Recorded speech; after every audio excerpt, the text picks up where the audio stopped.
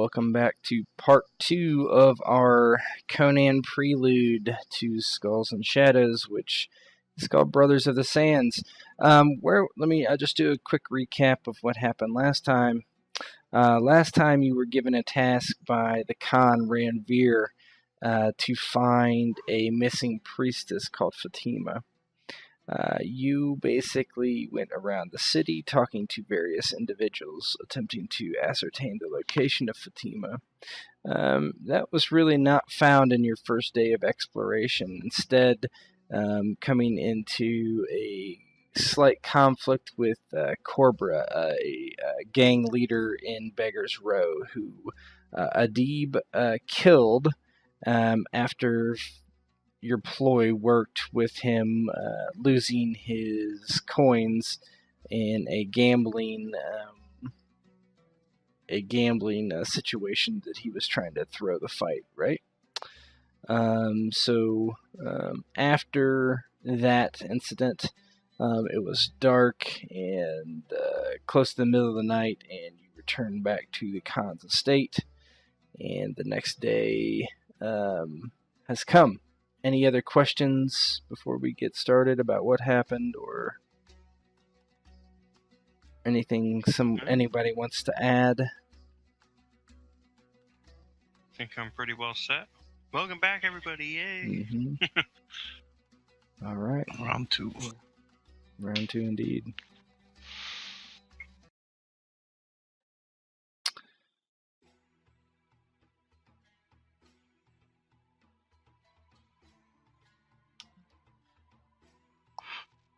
See if this works.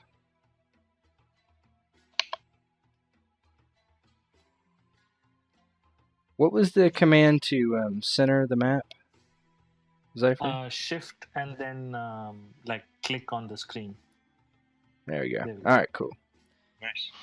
So it is the morning. The morning after you your previous day's investigations. Ranveer is not here this morning. He's doing something else. You're not quite certain. But leaving you for breakfast. And I'll let you guys discuss the previous day and what would you like to do next.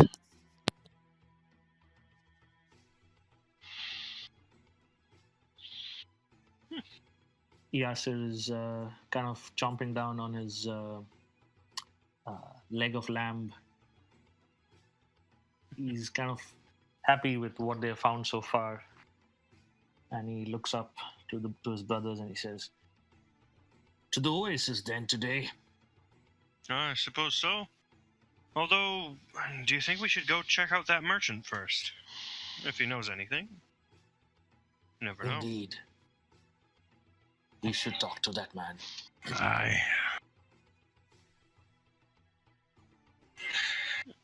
If you ever finish your breakfast.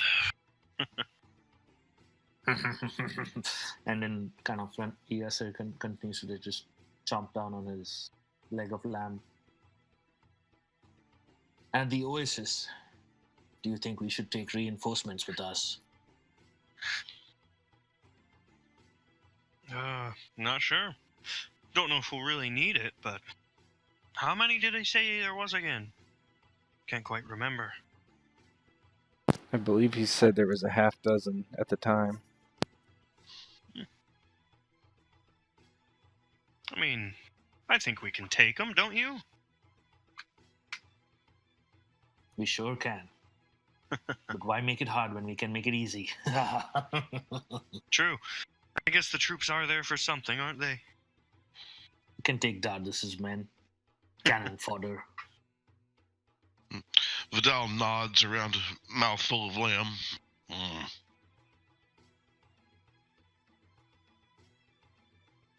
So as you're sitting there, a guard opens the door over to your right and walks in. "My lords, you have a visitor." Visitor, you say?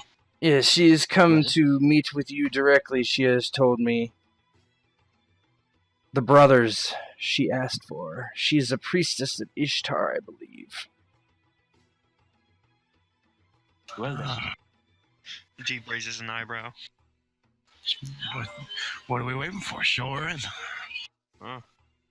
Sipping some wine. Yes, show her in. Very well, my lords. And he walks back to the door and kind of peeks back outside, and then in walks a another figure.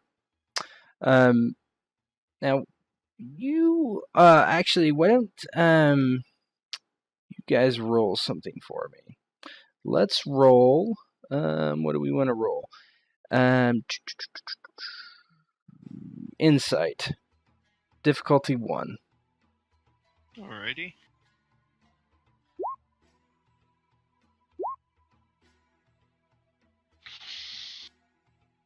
All of us? Yes, everyone. You don't have to roll if you do not want to, but... Okay. So you've generated 2 momentum with that, by the way. So everyone besides Yasser actually knows that not all priestesses of Ishtar wear their ornate gowns. Some of them are actually militant type of warriors. And the woman that walks in before you appears to have that mold. She has like a leather jerkin with her shoulders and arms exposed, with a longish skirt that is split in the middle for ease of access, and she is not currently armed because she would have been disarmed before she came into the building, but she walks over and kind of bows at the head of the table and says, "Esteemed brothers, I wish an audience with you." You have it. What is your name? Sahadina, my lord. It's good to meet you, Sardina. How may we be of service to you? And she says, "I have heard some unfortunate dealings occurred this day past, and there is one of our priestesses that wishes to talk to you about these things.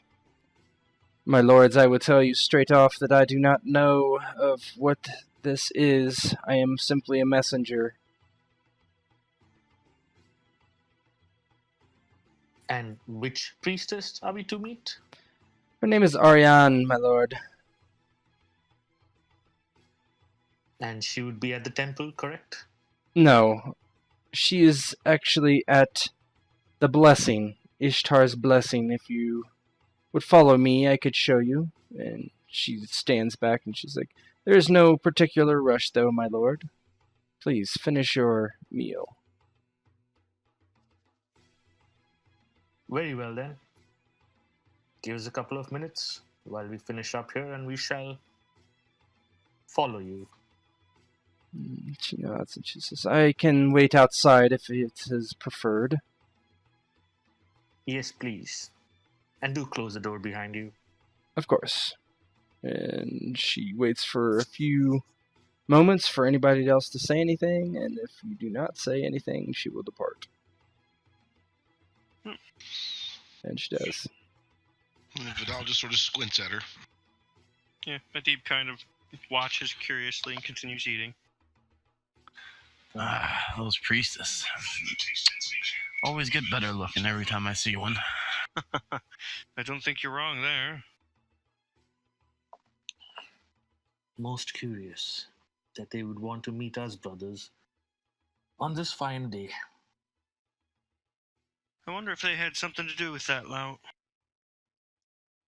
That would be most interesting if they did. I suppose we'll find out, won't we? Yes, we shall. And Yasser is kind of like now, his brow is furrowed, and he's kind of thinking of all the angles as to why the priestesses would want to meet the brothers. And he's kind of like thinking everything that has gone past, and like scenarios and scenarios behind scenarios, and kind of like playing a chess game in his head, trying to see if he can think of any connection. Mm-hmm. But by the time his breakfast is done and he stands up. Okay, so that's where you're gonna go then. Yeah. Yes. Yep. Sounds about right. Shall we proceed, brothers? I suppose we shall. And you would say that as we like leave and follow Sardina, we have all of our equipment with us, correct? Yeah, you have anything of that you want to bring with you is fine. Okay. So okay. Let me move you over there. So you depart the so one second actually. We'll actually let you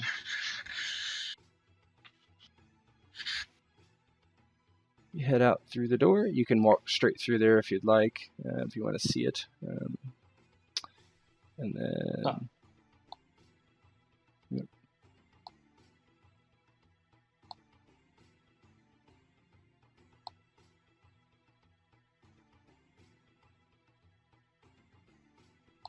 Nice.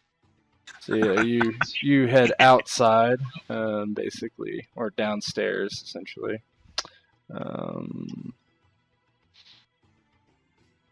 Not exactly in that room, but you'd be outside now.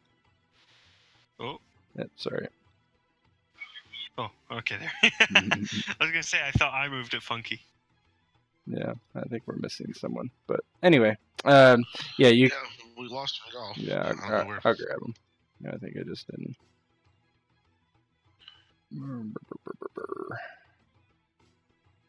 Yeah, you head outside, and this is just outside of the manor. So you're heading outside, but it's not important really. I was just showing you that. Nice. Is Sardina with us outside? Yeah, she is out. She is outside with you, and she bows as you come out and says, "My lords," and she basically waits for your approval to begin to walk, and will answer any questions you have, or perhaps she will. She acts like as though she will. Proceed, Sardina. Follow you. But do tell me though, you are dressed different from the rest of the priestesses we know. How come? She walks and she looks back at you and she says, "Ah, I am a warrior priestess, my lord. My job is to ensure security of the others of my order. Here in Shashan, we are almost all female," she says, "but all the same, we have warriors among us." May I ask if you were part of the resistance to our Khan's taking of Sushan? Oh, no, my lord. We are simply servants of Ishtar. We do not involve ourselves with the politics of men. Very well then. And then as they're walking, he asks, have you heard of someone called Fatima within your order? of course, I know Fatima. She was a priestess. What can you tell me about her?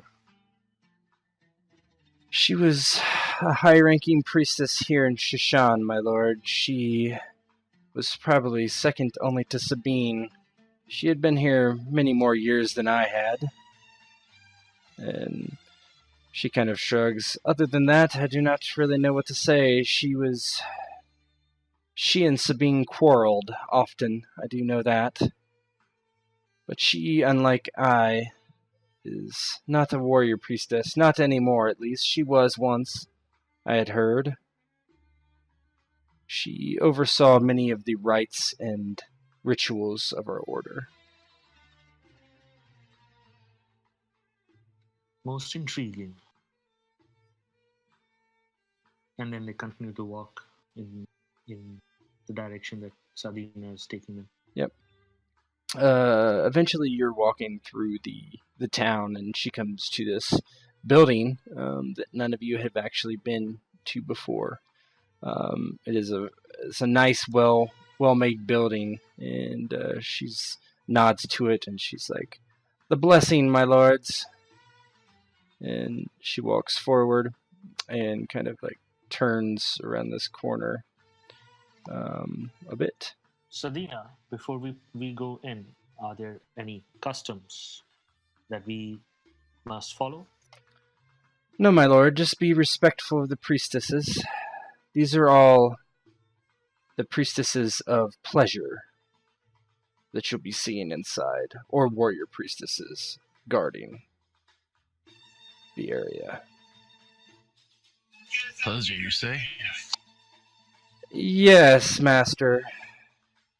Ishtar is the god of pleasure, is she not? And she kind of gives a small smile. Very well. And kind of Yasser turns back to his brothers. Hands by your sides, gentlemen. At least till we find out what it is that we are here for. And he kind of gives a look at Vidal.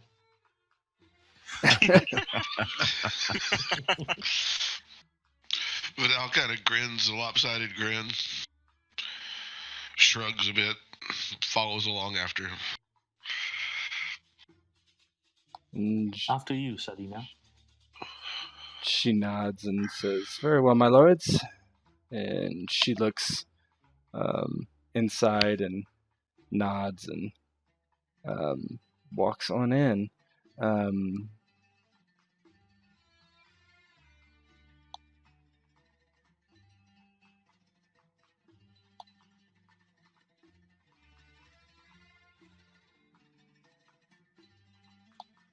Inside, you see that there are two men at this bar, and you're kind of surprised. This place looks nothing like a temple at all. Instead, it looks like what you would assume to be a tavern.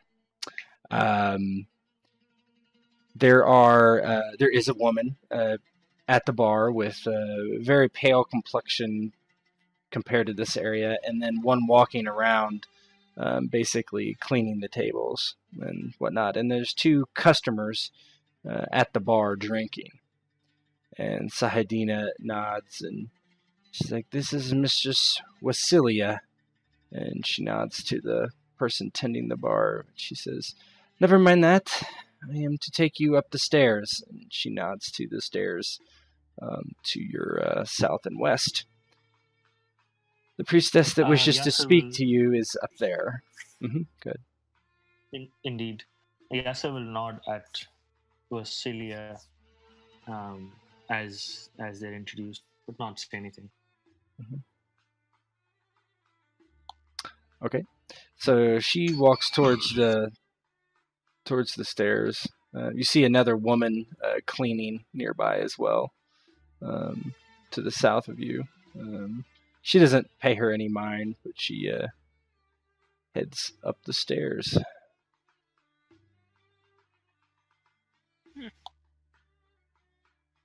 All right. Just want you guys bunch at the stairs so I can move you easily.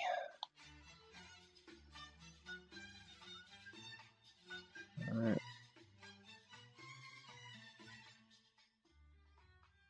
Bear with me while I get you guys kind of all lined here in the right room.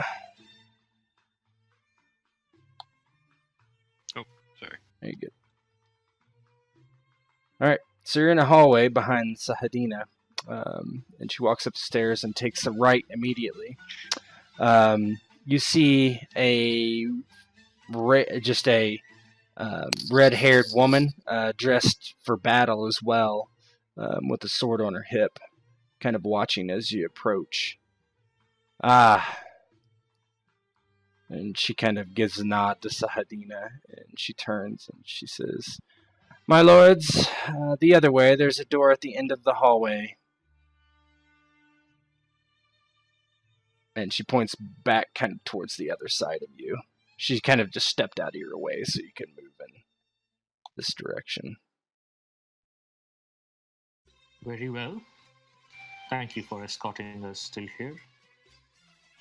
Yeah. Yasser proceeds forward. Okay. Thanks for the escort. And she just nods and doesn't say anything else. And there's a door in front of you. Yasser will politely kind of knock on the door, wait for her to hear a response. There's a pause, and then a few moments pass, and eventually the door is opened. And in front of you is a woman. She has somewhat of a almost a crown on her head, and it has a ruby in the center. And it's not necessarily a crown, but it's like a circlet, right? Something like that. And she's probably local, you can tell, and she is wearing a loose-fitting gown that's not covering all that much, just down her torso, basically, with a slit all the way up her leg to her hip. And she smiles and she's like, "My lords, please come in." And she turns and kind of walks back into the room. Yasser is going to take that moment to, watch her as she walks away. Yeah, And it's then he's a gonna- good scene, right? Yep. Always must find time to appreciate beauty.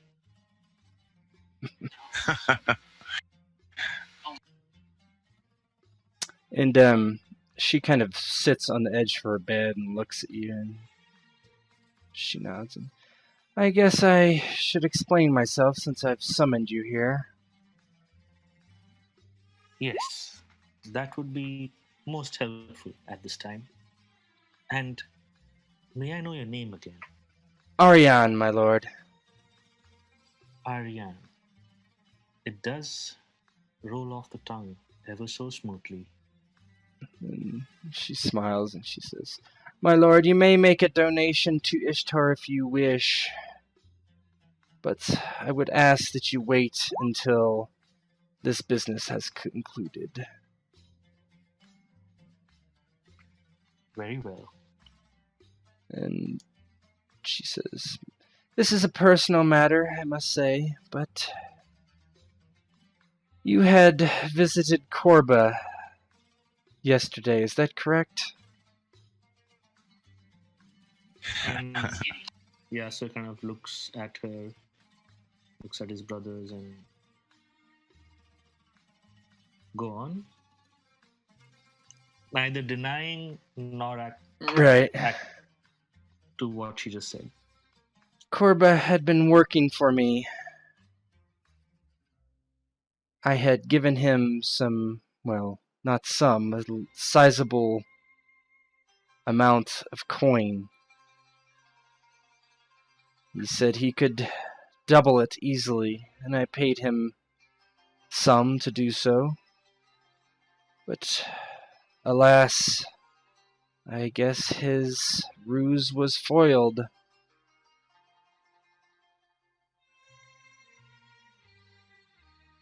Continue. And how may we be of service to you in this matter? Well, my lords, from what I have heard from a man named Grub, is that all this was because you tricked Korba into losing that money. My money.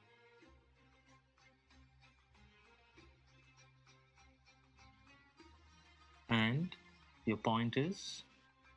My point is that the priesthood of Ishtar does not like to lose coin, and I particularly do not. I do not blame you for going against Korba. He was a despicable man, true. But the priesthood of Ishtar would like a favor. A favor, you say? Aye. In exchange for?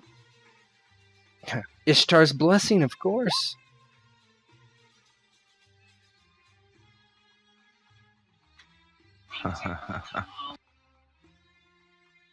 Ishtar seems to be requiring a lot of favors recently. Well, Ishtar has been in this city for, well, a good 200 years before you have. You do That not... is true. She shrugs. It is not more than visiting an old friend who holds a debt over my head, which is where that money would have went.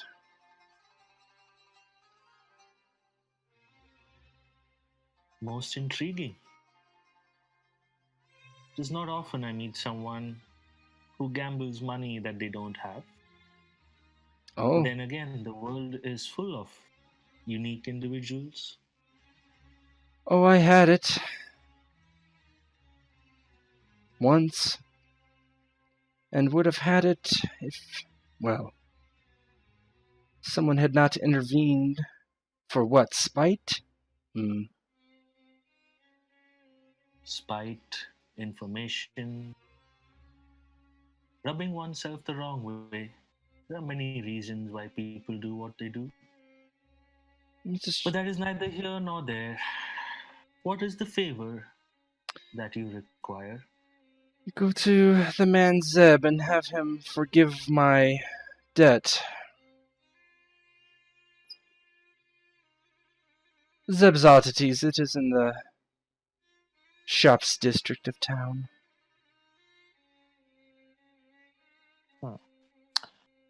And how much coin did you owe Zeb? And now Yasser has got this smile on his face and he can't believe this lady. Oh, quite a sum. Quite a sum indeed. 200 gold.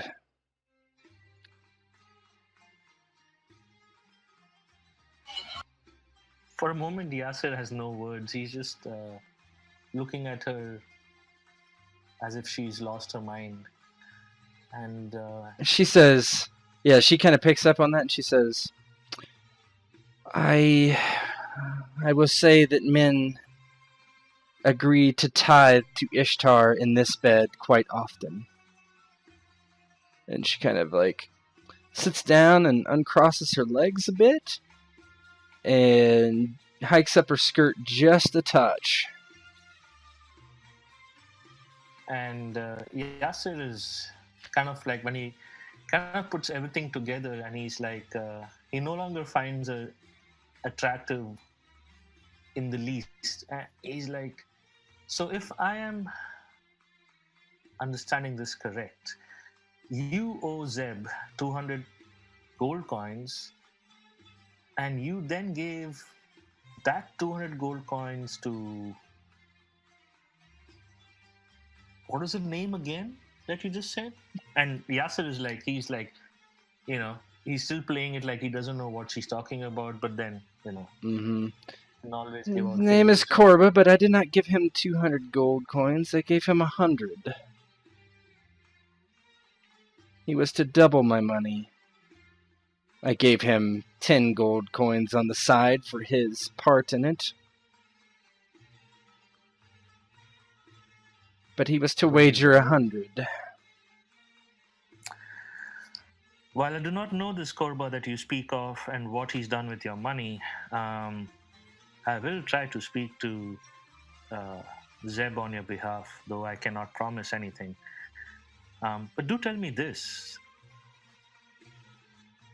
Has Ishtar lost a priestess recently? Lost? Well, there's talk around town about a priestess leaving Ishtar under the most unusual circumstances. No, you must be speaking of Fatima. Ah, yes, that's the name. I keep forgetting names, you see. There's so many people I meet on a daily basis, it's really hard. And sorry, what was your name again? Ariane? Ariane, yes. Yes, what about this Fatima? What can you tell us about this person? She frowns a bit and she's... I can't say I know, my lord.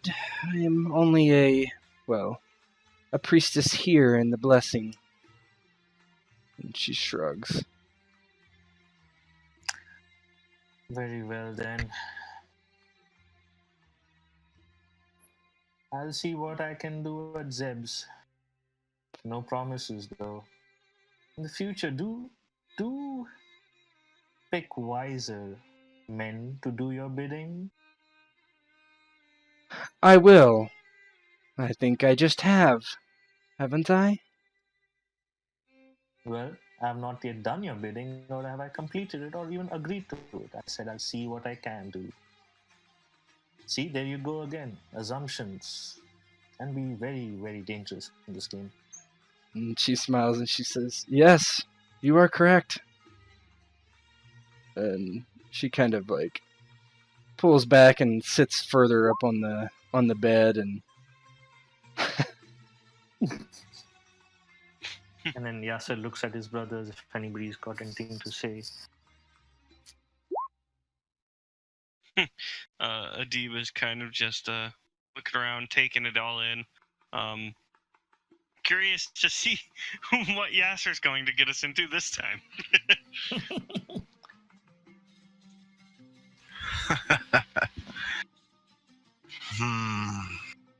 yeah, she looks up at Rafik and he says, "I don't think I have anywhere else to be, but I think you might." And she says, "Come back and see Wasilla if you wish to tithe to my bed."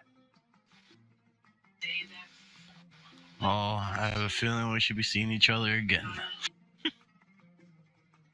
She says, "I hope so. Ishtar will grant you a blessing, no doubt."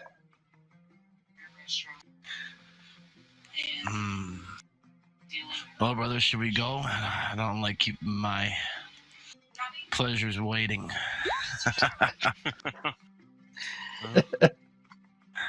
Indeed, brother. Let us get this day started and end it quickly so you can finish it with a bang. Yeah.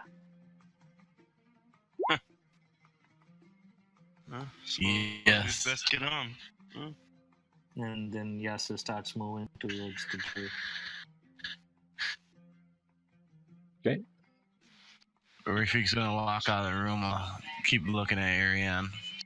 Yeah, she's just giving you kind of a stare as you look kind of like with a half smile.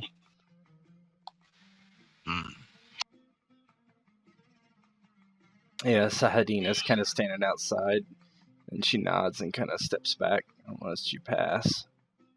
"My lords?" And Yasser nods at Sardina and doesn't say anything. Okay. Yeah. Rafik's gonna ask her, "So how good are you with a sword?" With a smirk. Good enough to serve Ishtar. Be still my heart. She kind of just looks at you a little sidelong, but doesn't say anything. Okay.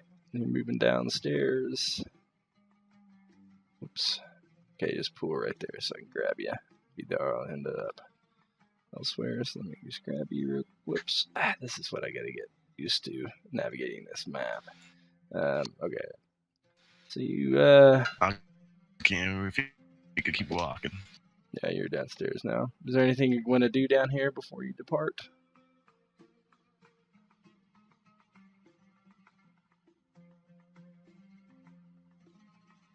I assume that's a no.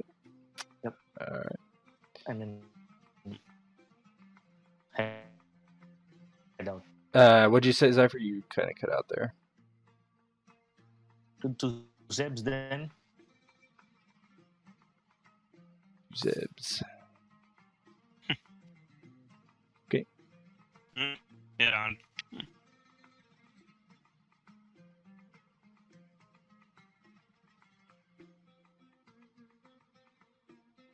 Yeah, this is kind of weird. Mine too. Yeah, same here. It's like roll 20. Oh, no, it's back. No, I just- it's Discord. Yeah, I think it's Discord. Yeah. Yeah, that was really weird. I reconnected it and kept going in and out, like actually dropping, but now yeah. it seems okay. Weird. All right, Alright, let me get you guys set up here. Too many people playing on a Sunday evening.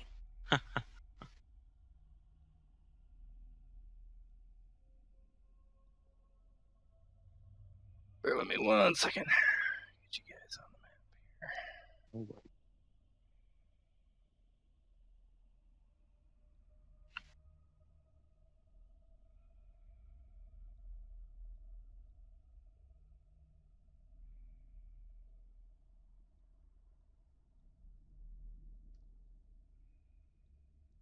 Alright, so you head into this area, which you have been before, not too long ago.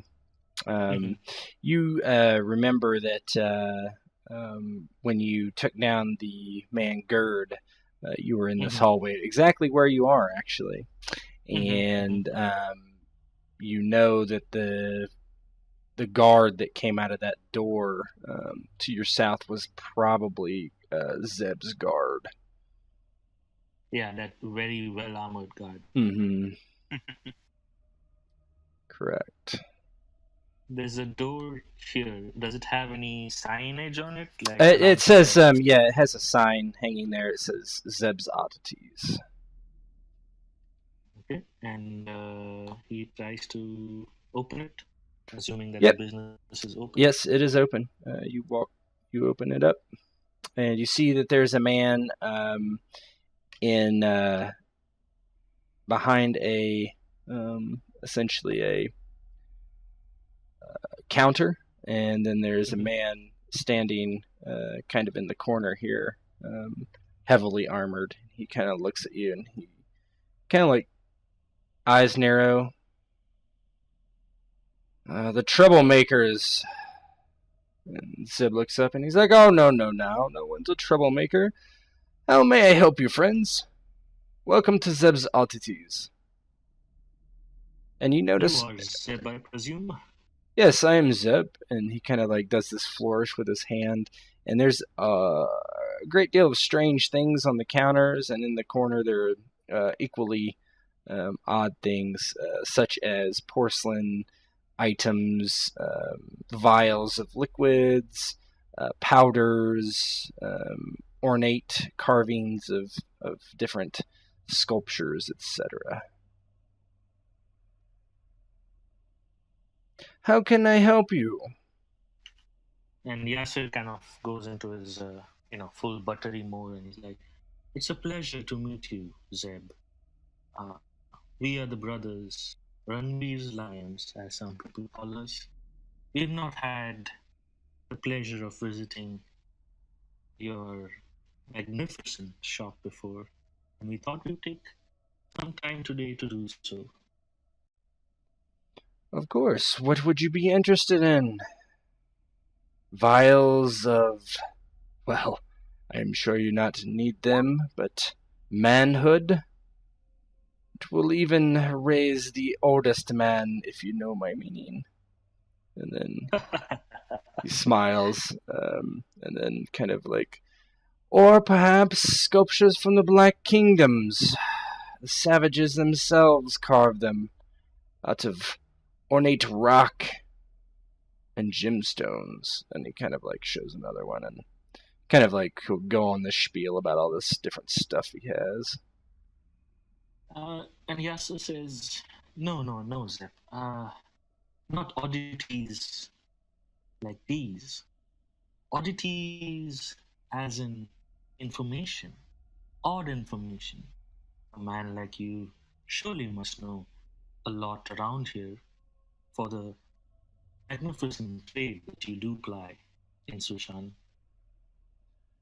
Well, I don't know exactly what I know, my lord, but if I do know something, I can tell you. What is it you wish to know? I hear that there is some trouble brewing within the priestesses of Eastar. Is that true? Seems maybe the hierarchy does not get along well with each other. What is happening? Ishtar, I can't say I know. He's like, they, of course, well, no offense to your Khan, but rule much of this city? In every way but their name? But as if there is a fracture, I know not of it. Can I roll Roll something to- to... Yeah. To see if he's lying. Yeah, you could roll, Insight? yeah, probably insight, yeah. Cool.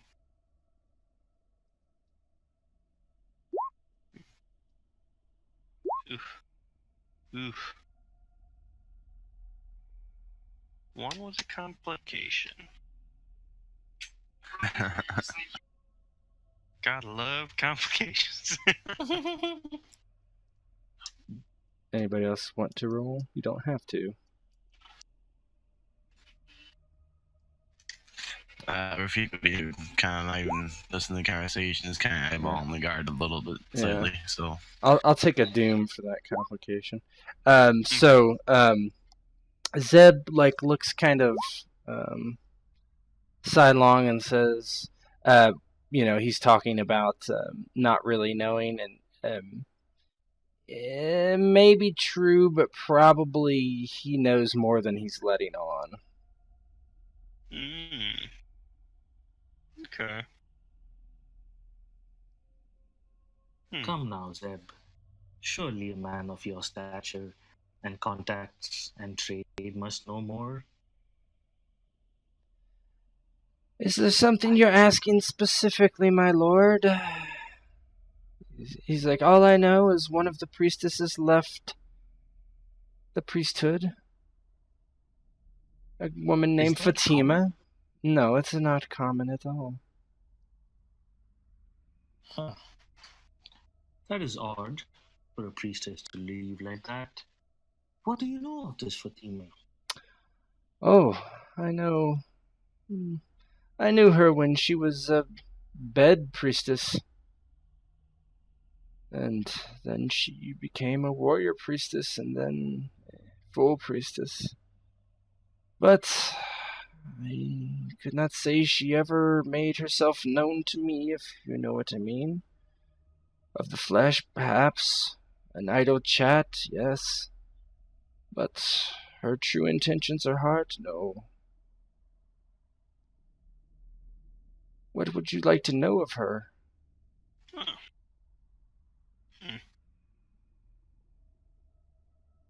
Yasser is kind of quiet for a moment. He's thinking.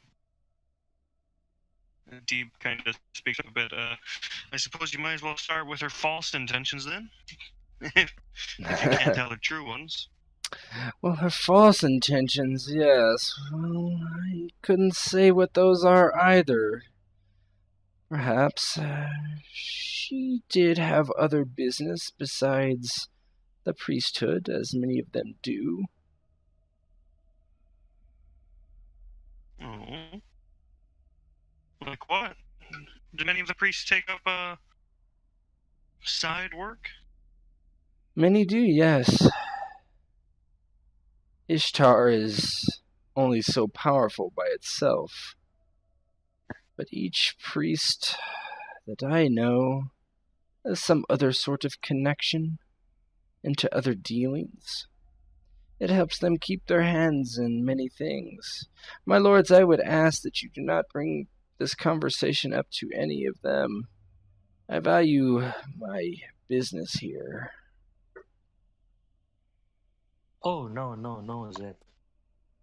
We brothers have great discretion. We only come here because we have heard on the street that Zeb is a man who knows things and is helpful. Yasser is now trying to kind of what's the word? Inflate his ego, so kind of loosen his tongue a bit.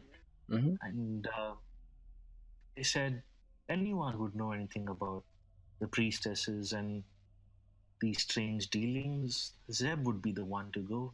That's why you find us here. We mean you no harm, your business no harm. You know, we work for the Khan, and the Khan is only as prosperous as his people are, and as the great city of Sushan is. Well, my lord, I would help you in any way I possibly could. But I only know the surface of some dealings. I do not know everything about all of them. Some of them are more careful. But if you're wishing to know more about Fatima, then perhaps I can aid you. Indeed. You see, I believe the priestesses do not like when one of their own leaves them. Oh, I They am do quite have- sure Sabine does not like that. You are correct. And we are just here to help, to bring Fatima back and give Sabine a chance to talk to Fatima. We brothers may be lions, but we can be lambs as well when it needs to be. And the situation does require the deft and soft touch, won't you say, Zeb? It could. It depends what your goal is. To bring Fatima back. Just bring her back so Sabine can speak to her. I do not believe the touch of a lamb will do that. I do not believe Fatima would come back willingly. Perhaps, maybe, but unlikely in the way you suspect. Why would that be? Why would that be? I mean, if we come in peace and we make our case and we offer her safe travel back to Sushan so she can meet Sabine, why would Fatima refuse that? Oh, I do not believe she would be overly worried about your touch, my lord, but Sabine's touch will not be gentle. Oh, I see. Likely she will find herself on an altar. Have you ever heard of the great sacrifice of Ishtar? I cannot say I have. Do tell me more, Zeb. And now Yasser is a little kind of very interested. He's like leaning in to the conversation. Great sacrifice of Ishtar. The sacrifice is placed upon an altar, and men and women from all around are called forward to tithe on this one sacrifice until the sacrifice has died. You catch my meaning, my lord?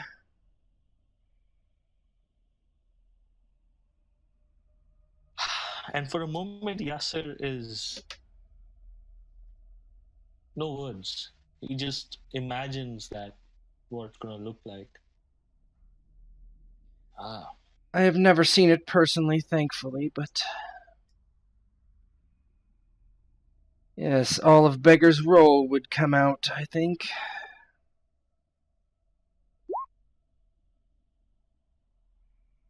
Yeah, nobody's outside. That indeed does complicate things, does it not? And is this sacrifice because Fatima left them, or is this sacrifice planned to happen anyway? That is why Fatima Oh, left. I do not know. I am just assuming that is what she would find when she came back. I could not say that it is guaranteed to happen, but I cannot think of a worse punishment. Perhaps you're right, and that is why she left. I could not say. I do not know. I have not seen Fatima for... And he kind of stops speaking. Go on. You've not seen Fatima for? Since the day she left. I do not know what business she has gotten into, but it has caused me quite a deal of headache. You see, Fatima, yes, she was also into other business, and you are right to come to me for information, for My oddities is not the only business that I have, and you may tell the Khan that as well, so I may serve him better. I deal in words and stories and truths and lies. And she has some of that in writing, in a small box that I had given her to deliver to a contact. A contact not in Shishan, so I do not know what she has done with these documents, and quite frankly, my lord, I would rather not anyone see them, if possible. I can show them to your Khan, if that aids you, but...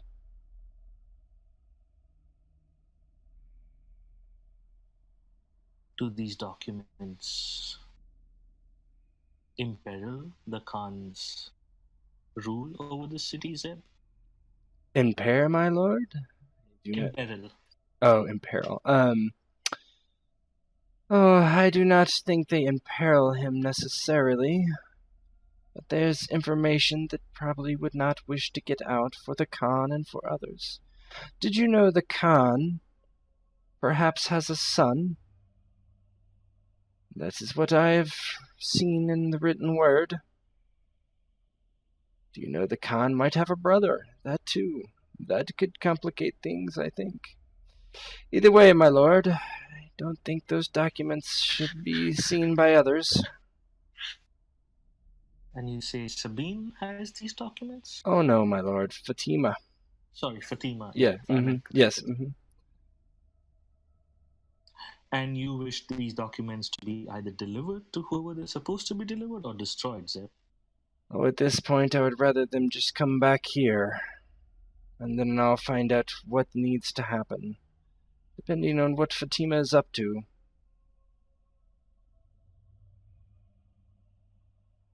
Very well. Do you know where we can find Fatima? I wished. I do not, unfortunately.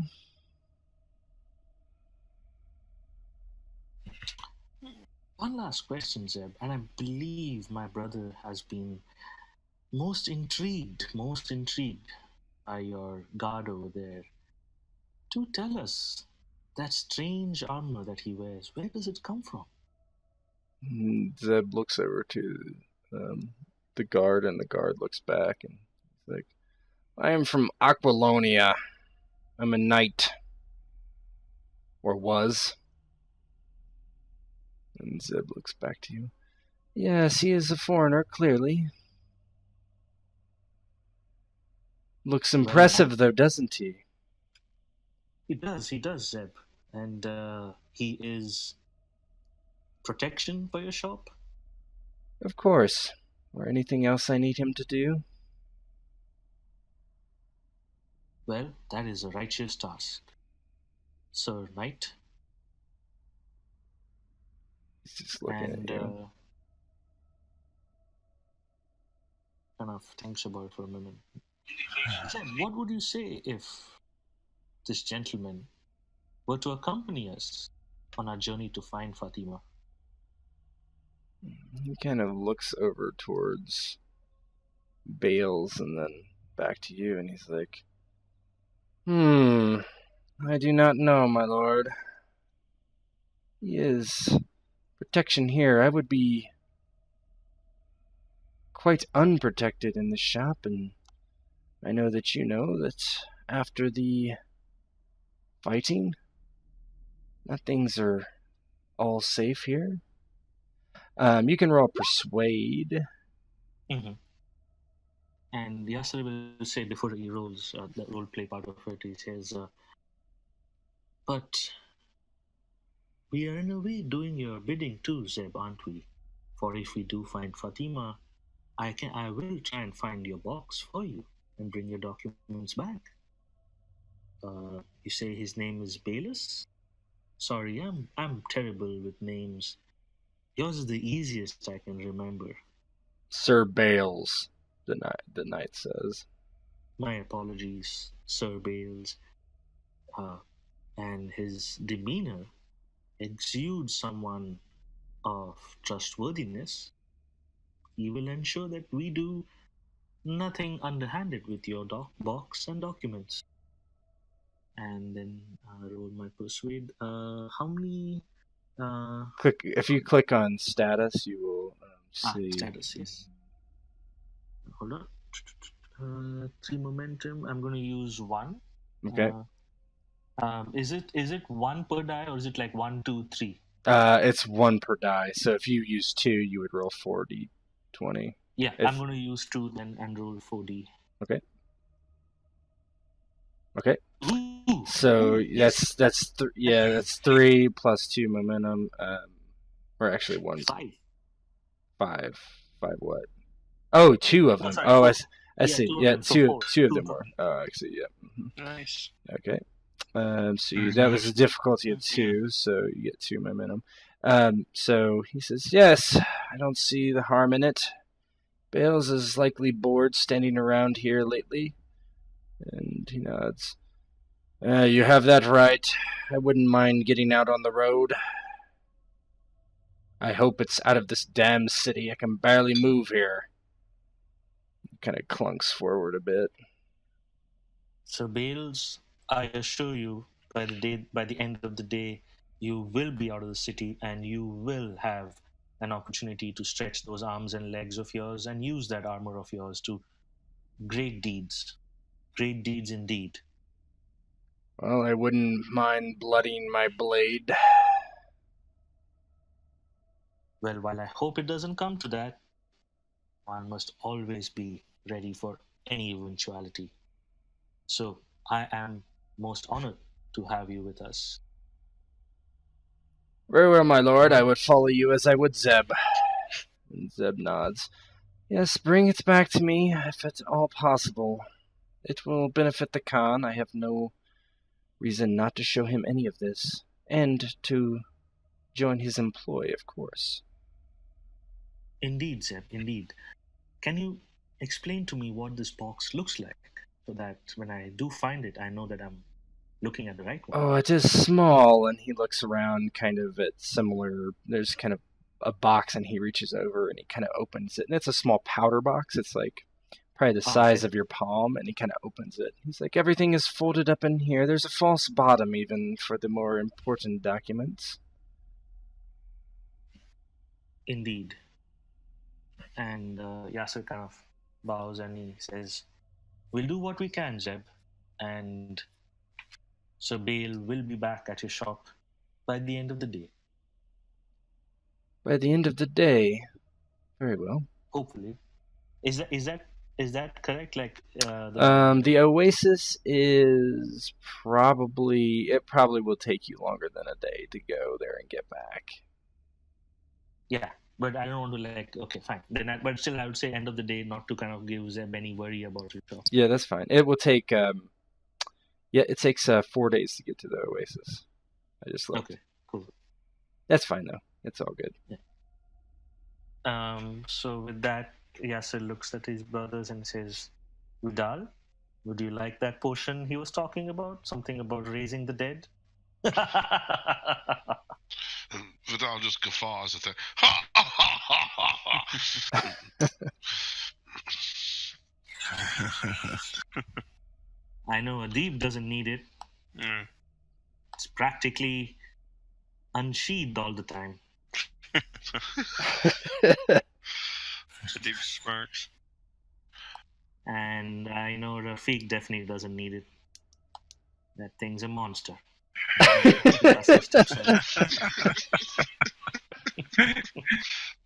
anaconda. Yeah. Says they're locking out the door.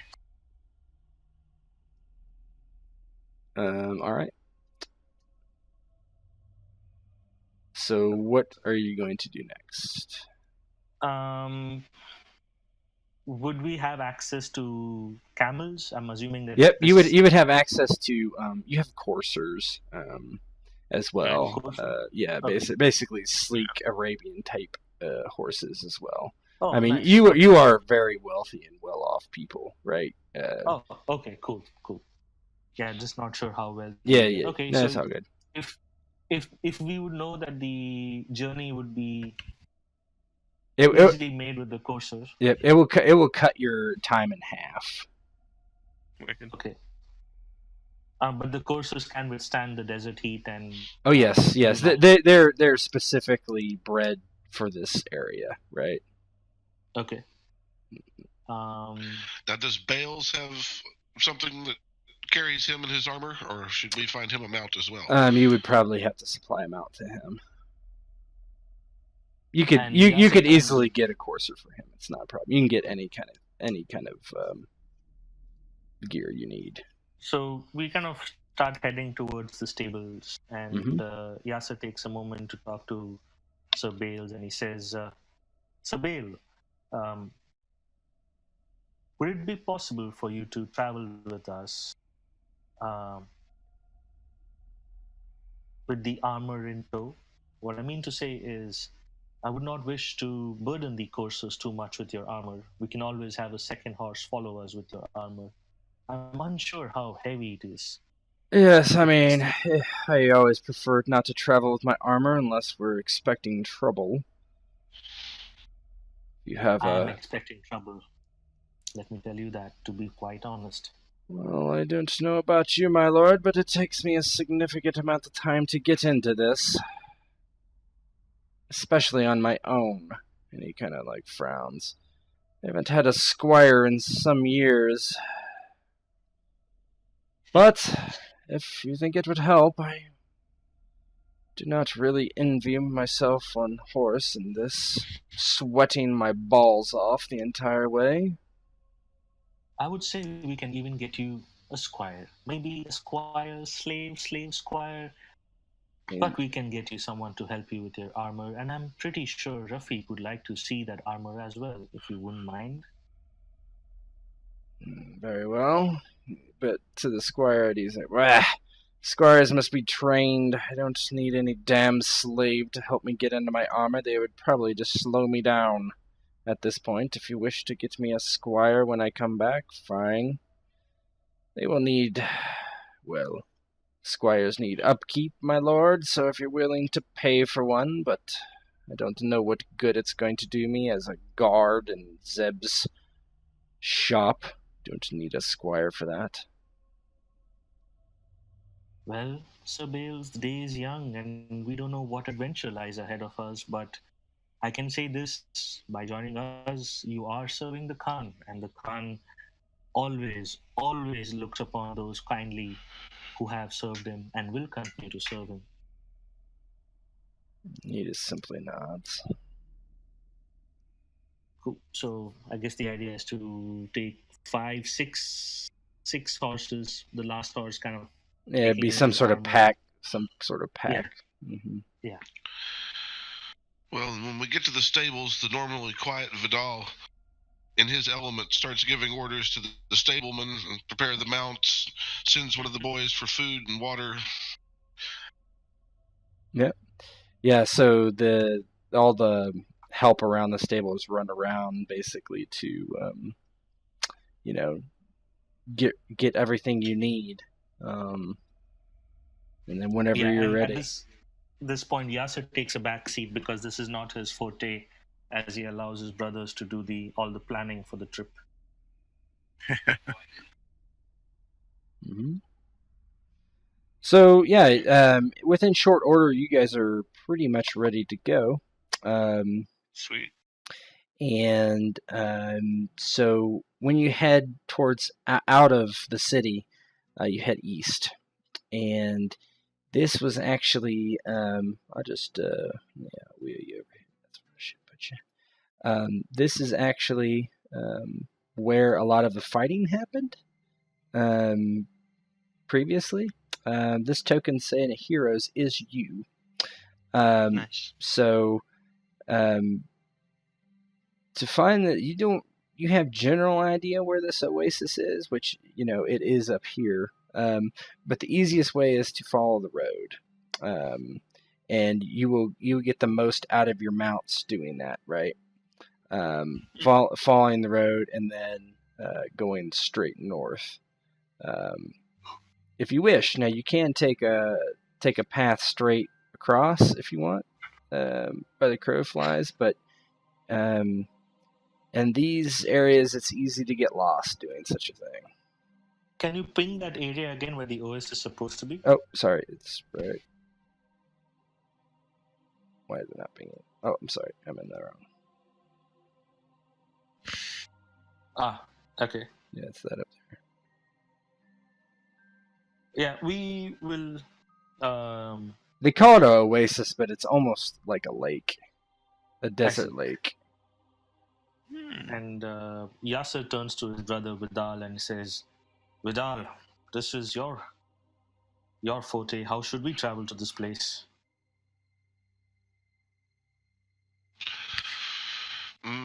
Knowing that the desert is dangerous, Vidal would recommend the safer course. Stick to the road and then turn due north. Okay. Very well, Vidal. We shall follow your lead. Okay. Somebody go ahead and grab that hero token and move it down the road, and I'll tell you when to stop. If somebody can grab it. Yeah, let me make sure. It might be. I was gonna say, yeah, I definitely can. No, me neither. I just do it for ease. Set it for the main game. So when you get down here, you see that before you see a caravan coming in the opposite direction, and this is a motley caravan of people, looking very downtrodden and beaten up, with many injured people and ragtag camels and wagons and whatnot. And as you kind of ride forth, two of them ride forth on horses and approach you. Yasser will be kind of upfront, and he says, "Hello there." And one of them nods and speaks in a very heavily accented Shemite accent. Hello, we are travelers to that city ahead, or that we have told is ahead a day and a half, maybe? How long have we been out of Sushan by now? You've been gone, I think I said a day. You've been a full day. This is... Correct, but it makes sense. Okay, so it says, Indeed, you speak of Sushan, the great city." Yes. We're heading there. And you see probably 24 people with 6 wagons. Some are on foot. The horses look starved. You seem distressed. Has your journey been filled with peril? Have you been attacked? And the other man, when haven't we been attacked? It's been hell. We come from very far away, sir. I know not who you are, but we only stand here before you to protect ourselves. And he has a very, very long blade, kind of like hoisted up on his shoulder. Well, you have no reason to be worried about us. We are the brothers, and we serve the Khan who rules Sushan. We want all to come to Sushan, make it their home, and help Sushan prosper and thrive. As long as your intentions are good, you have nothing to fear from us. We're here to live and make our way, that's all. As we all are. Go in peace, brothers. The road behind us, and he kind of points, Yasser points behind them, is safe. You shall not meet any peril there. He nods, and that would be a wondrous thing, I must say. We have had peril for months. And he turns and kind of gives a signal to the rest of the caravan. It's slowly moving forward behind them. Do tell me though, have you been recently attacked? Say in the past 2 or 3 days. Yasser's kind of finding out if like anywhere around that oasis area, even the road kind of runs parallel to it, if there have been marauders there or they've been attacked. Why don't you go ahead and roll a persuade? It's good. Difficulty will be 2. Ooh. He says, not attacked, no. Not attacked. Okay. Very well then. And kind of Yasser moves out of the way for them to move. And they kind of watch you very, very carefully, but most of the caravan attempts to get out of your way as you ride by. And they look like they're in no shape to give you any kind of problem whatsoever.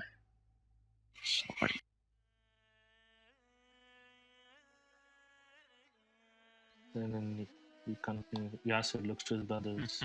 Shall we continue? I suppose so. Vidal gives a nod. Get this done as quick as possible.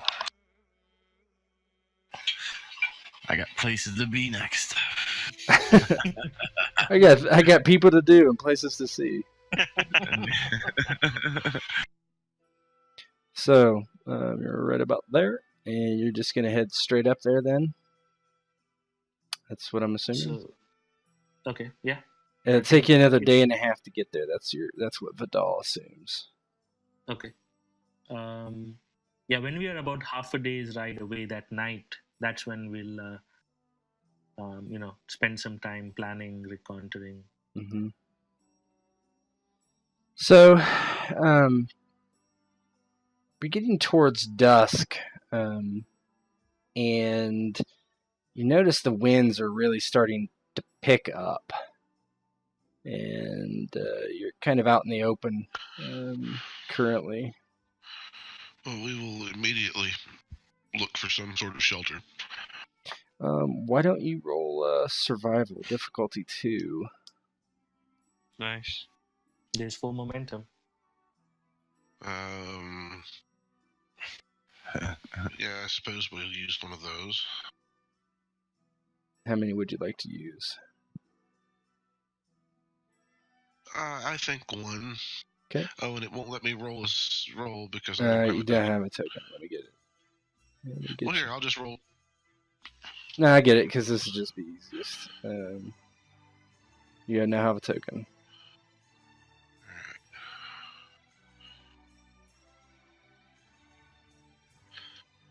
So we will add a die.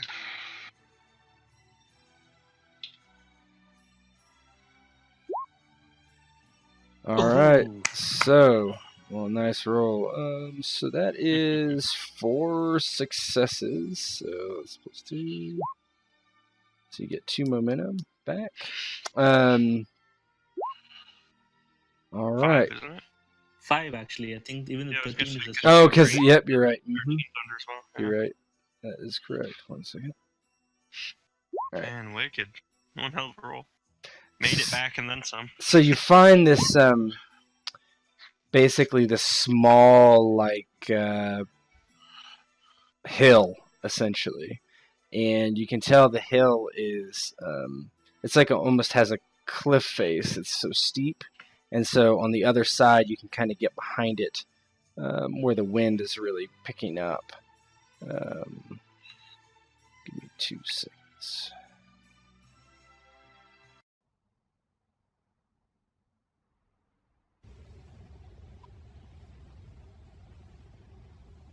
And your horses are skittering, and there's not a lot of room behind here, even though you're able to. Well, Vidal will guide everyone into the lee of the hill, and we'll then set about getting the horses to lie down. Yeah. Adib will try and help out as much as he can. Yeah, same with Rafik. Yeah, Yasser will help as well. So, and it's just getting worse and worse and worse as the time. I mean, this is a good cover for you, but you don't know how long it's actually gonna last.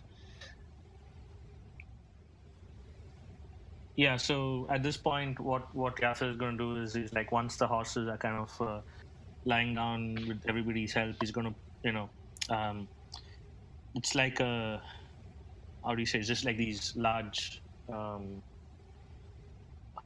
cloth, tarps that you Mhm. kind of put over the horses so that they would be protected from the harsh sand winds. Yeah, you do your best, right, with what you have. Yeah. And he turns to Vidal. This does seem like a sandstorm, Vidal. Hope it turns direction soon. Leaves us be. Aye, brother. And Vidal kind of cranes his head out from under the coverings to try and look around in the blowing sand and whatnot.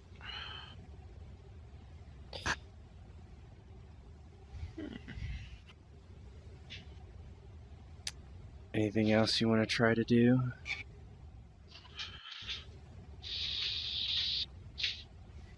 No, just hunker down and wait for the storm to pass. Okay. Yeah, I think that's the way to go. Yep, no need to go and get out there and get lost. Mm-hmm. Tie ropes to all the horses.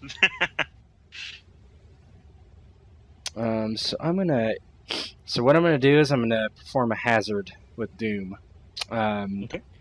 Because of your successes, I'm going to, and you have some momentum there, right? But I'm going to spend a little bit more than I normally would. So I'm going to spend 3, 4, 5. I spent 5 Doom, and now we're going to have hazards. The way this is going to work is I'm going to roll the hazard. I just get it. Just give me 1 second here.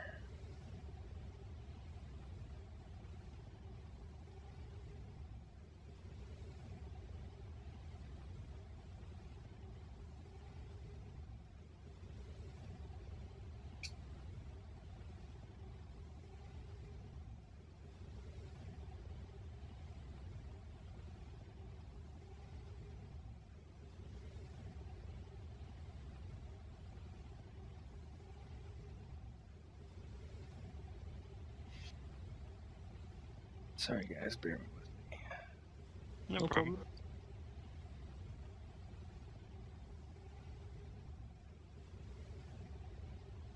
You have to be careful with these hazards.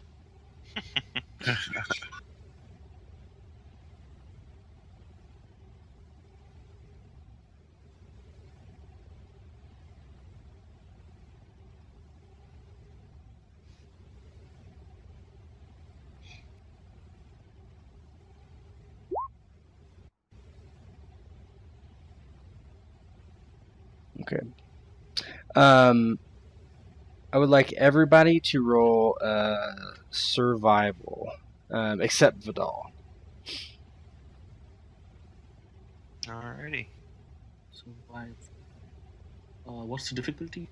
Difficulty is 2.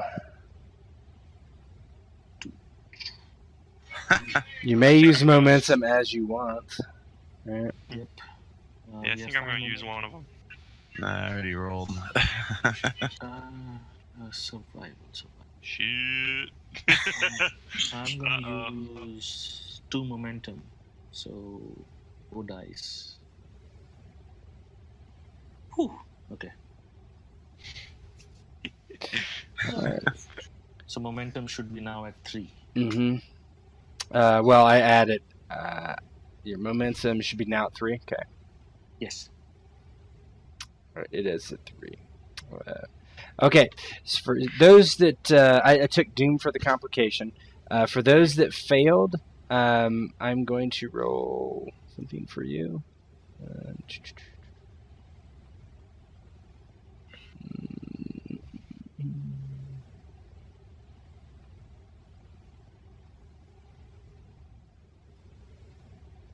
So each of you take not enough to do anything.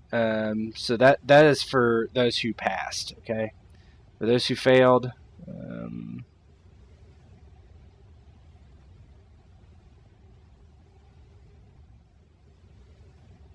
Also, not enough. I don't think. Yeah. So you're able to hunker down. And this windstorm just blasts you, but you are able to get essentially out of the storm. I should actually roll for Bales to see what happens to him. He fails. He takes the same, so he's fine too, actually. So basically, you kind of hunker down. The windstorm hits you, but it is unable to really. You're able to kind of wait it out, and yep, yeah. Blast Santa gets everywhere. Yes, I will need a bath after this. My special places seem to have coarse sand. Coarse sand. Ugh. Yeah. Yeah, by the time the Gabe, next... Yeah, go ahead. Bath, just scrub your ass clean with some of that sand, brother.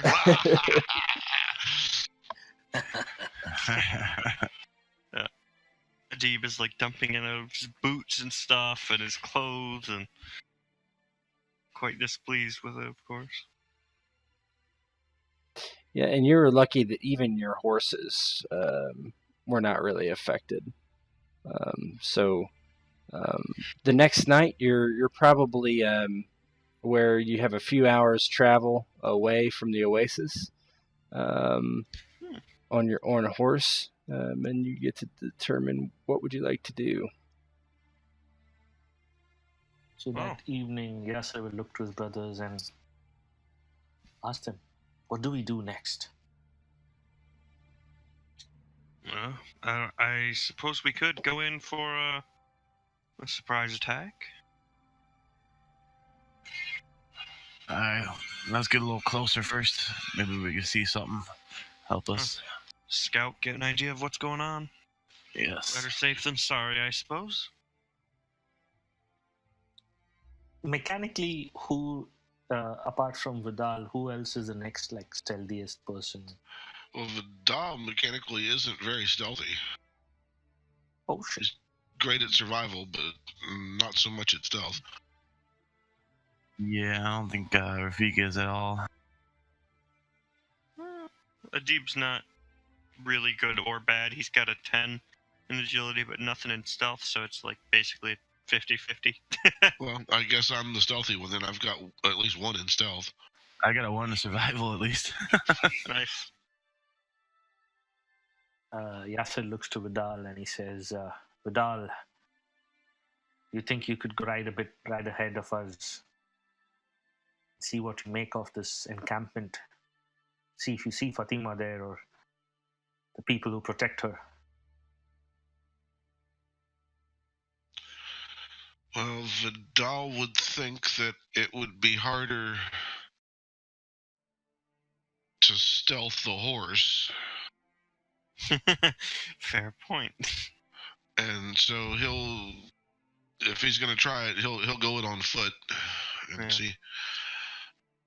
Yeah, there is actually a talent for specifically stealthing other creatures and objects around you, including your horse, which is really nice for sneak attacks and stuff like that. Yeah, and so Vidal heads in that direction, and what he notices is the way there is extremely tough going. Huge mounds of sand. You assume this could be from that sandstorm, and your horses, basically, you would have to just lead them on foot for them to actually get there. that's the first thing you notice. The second thing you let's go ahead and roll stealth, I guess. All right.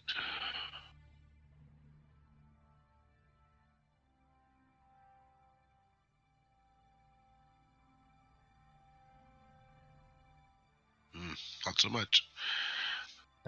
Give me a second. Ooh. Don't forget the momentums. Where is that?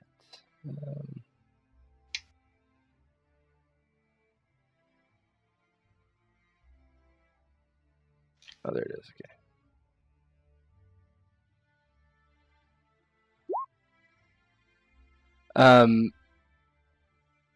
Yeah, so you try to get close enough. You see like a campfire, but you're not able to get close enough to really see anything because you notice that there are like guards walking about and stuff, but you don't feel comfortable getting close enough to really get a good picture of what's going on.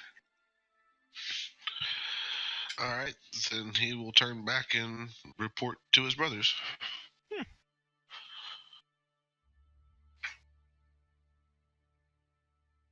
All right. Wow. Brothers, the way is very difficult. The horses, it's not suitable for them. Is there an other way? Is there some way we could sneak up on them? Some other way? Did Vidal see anything that might qualify as such? I mean, you didn't see anything specific. Yasu's kind of scratching his head. Well, how about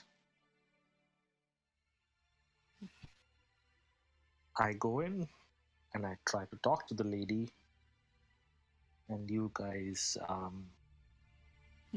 sneak, and if things go south, come in and rescue me. Don't leave me It's a there. good idea. Well, Might I be could tie them up in words, giving you, the rest of you, enough time to sneak up on them. Did Vidal get any kind of feel for how many guards? I mean, are we still talking a half dozen? You weren't able to get close enough to tell.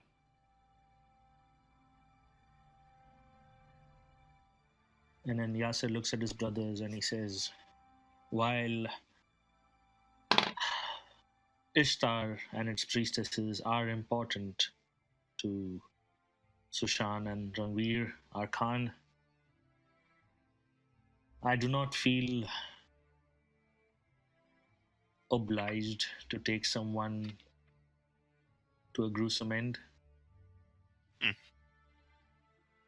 If you have to punish someone, make it quick. Off with their hands, their feet, their toes, their head, their tongue. These priestesses are twisted. Suppose that's not entirely wrong. No. Not in the least. So out of character for a minute, Yep. Ted. The oasis, I mean, other than being almost lake size, is just that though. It's an oasis. Doesn't belong to anyone. Per se. No. It's actually it was technically it would be Shashan.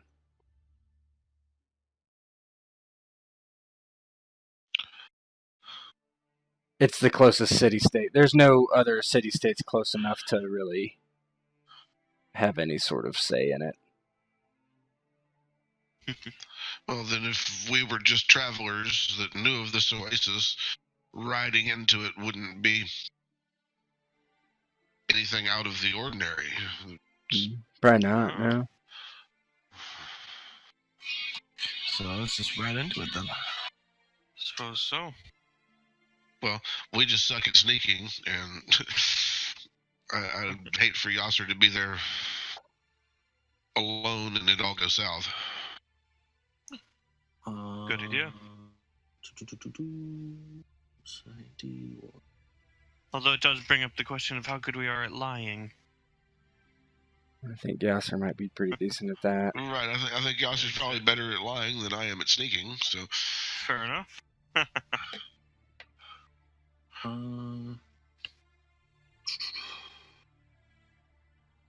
Is there something like performance?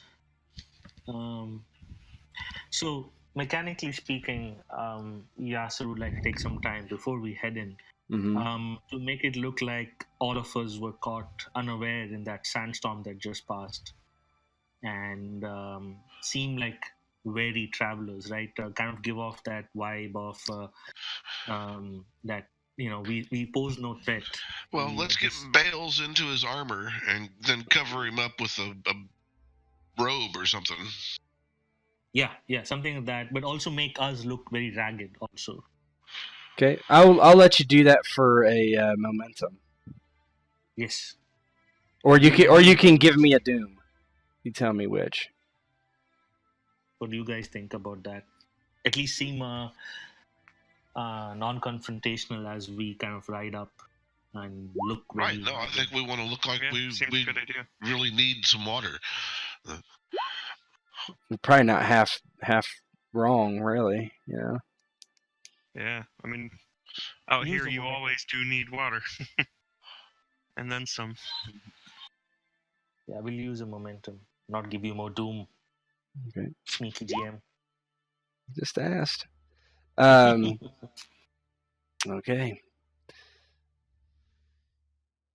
Going to head that way. Yeah. Make it look very ragged and yeah, cover up Bales. Take the time to help Bales in his if he needs any help in his armor. He probably doesn't need help. Yeah. Cover him up in a robe so that he's covered. And remind him not to wear his helmet. Not at least yet. Yeah, he just nods and has it at his side. Okay. Let me switch this scene for you guys. Give me just a couple seconds here. Whoops.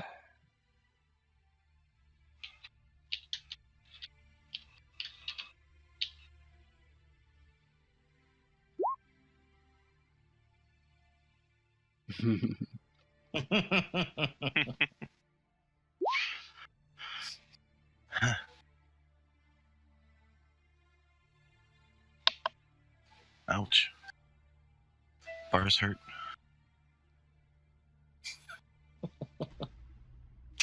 I just got that. Oh my god. It's so goddamn bad. Oh my god. Grant does some pretty bad ones now and again. Ugh. Man. All right. So you walk into this area and spot this camp kind of formed. You notice that this place is a lot less sandy than it's a lot more lush around this area with more trees and stuff. Is the first thing you notice when you get past these massive dunes on foot, and you basically see this small camp just that doesn't look like it's been here long.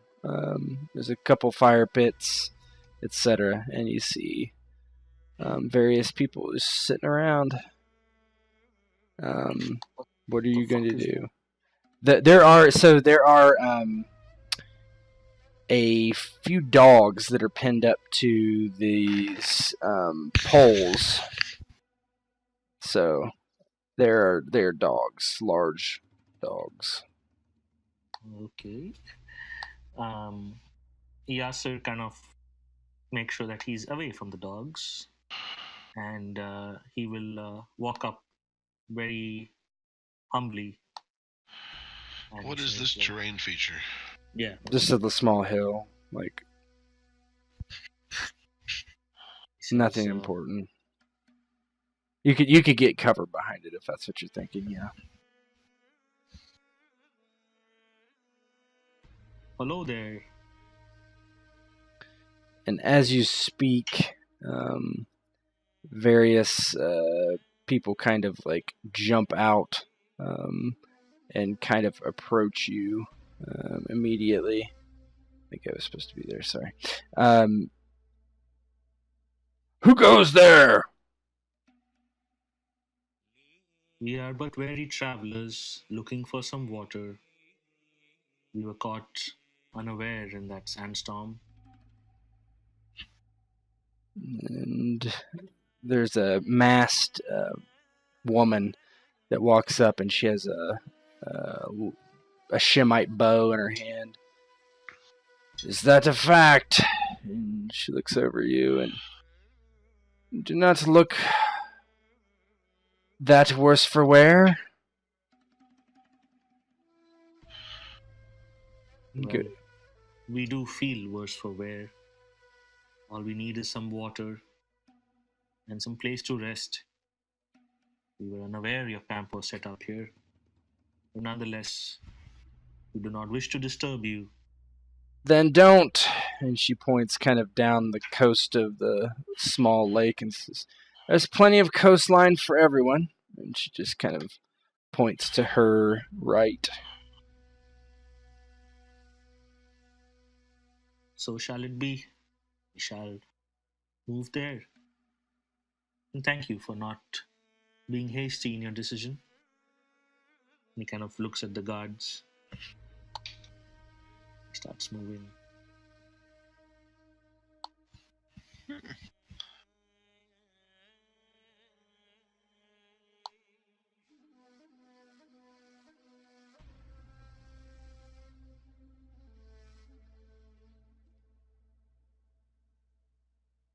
What are you going to do? So as soon as he gets there, Rafiq is going to start, taking sips of water. Very careful, very, make sure it looks like it's dehydrated people that are drinking water, right? Mm-hmm. And you drink it slowly, not like just gobble it down. Right. And he kind of takes the water, pats his face, his lips. He's like, it is indeed refreshing. Yeah. That sandstorm was, we were not sure we would survive that.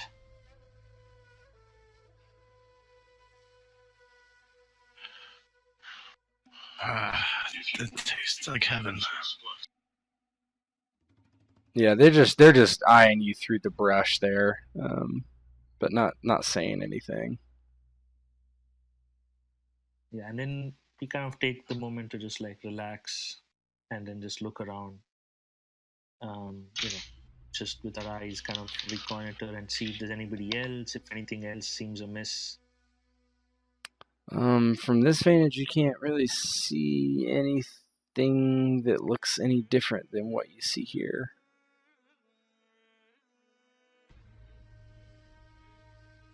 And then Yasser looks at it, he's like, well, brothers, this seems like a good spot as any. What's the time of the day at this point? We can just say early, mid-morning. Mid-morning, yeah. It has been a long road. Maybe we should rest here for a bit. What say you? Much needed. No.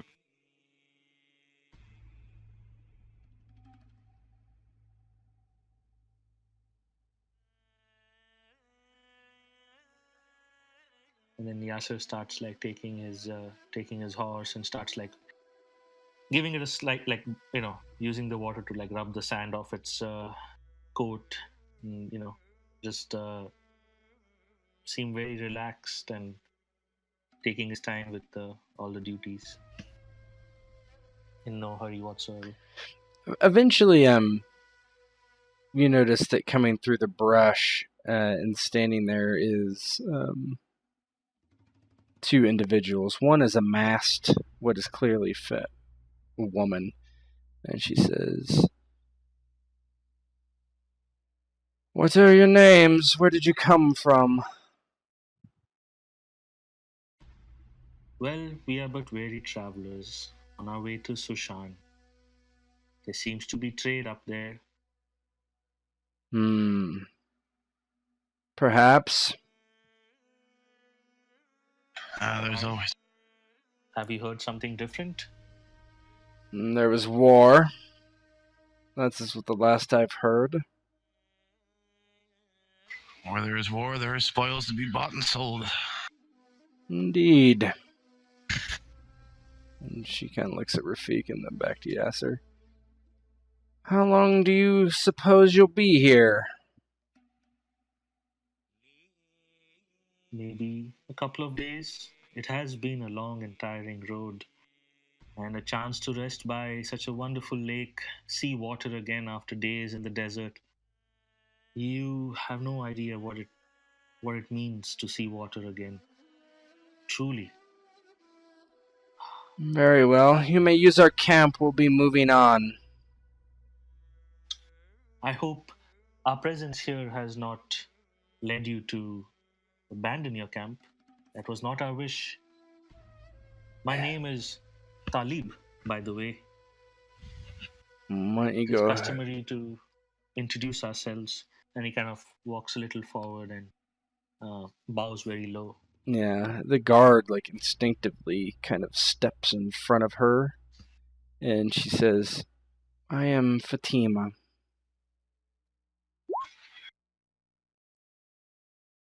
If you could walk up. These are my brothers here. And he kind of points to Rafik and he says, Rese. He points to Adib and he says, Kifa.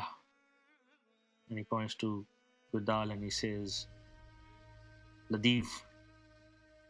This gentleman here we met in our travels. His name is Bida. Bida just stands there. She does not look like a Bida. He's as pale as a ghost, right? Comparatively to you. And she looks back and she says, anyway, you're free to use my camp, Khalib. Is that what you said your name was? And she kind of... Talib. Yes. With a T. Very well. Me and mine. Are you on your way? Good. Are you on your way to Sean? And she just says, no, we will be moving camps for a while.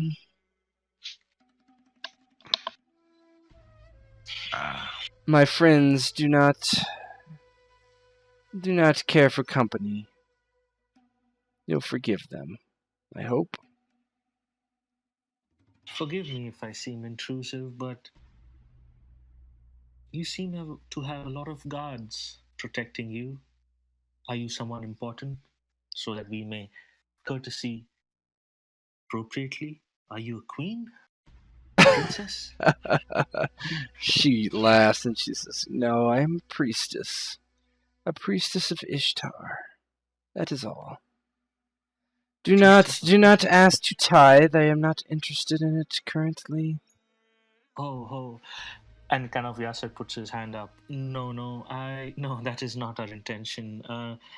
We have spent too long in the desert and we do not wish to portray our chivalrous selves. We do need time to relax and you get what I mean. Very well, relax. The camp is already set up. You won't have to do anything. We will remove our hounds presently. And she nods and she says, good day, and begins to walk away unless you say something to... Yasser kind of thinks about it and he says, forgive me, but is it not odd for a priestess of Ishtar to be so far out here? I thought all the priestesses live together in harmony. Some do. I am here on a... Well, we must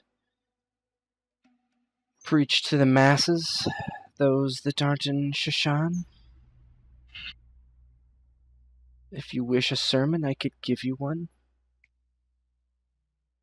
Yes, I would be most intrigued to listen to your sermon.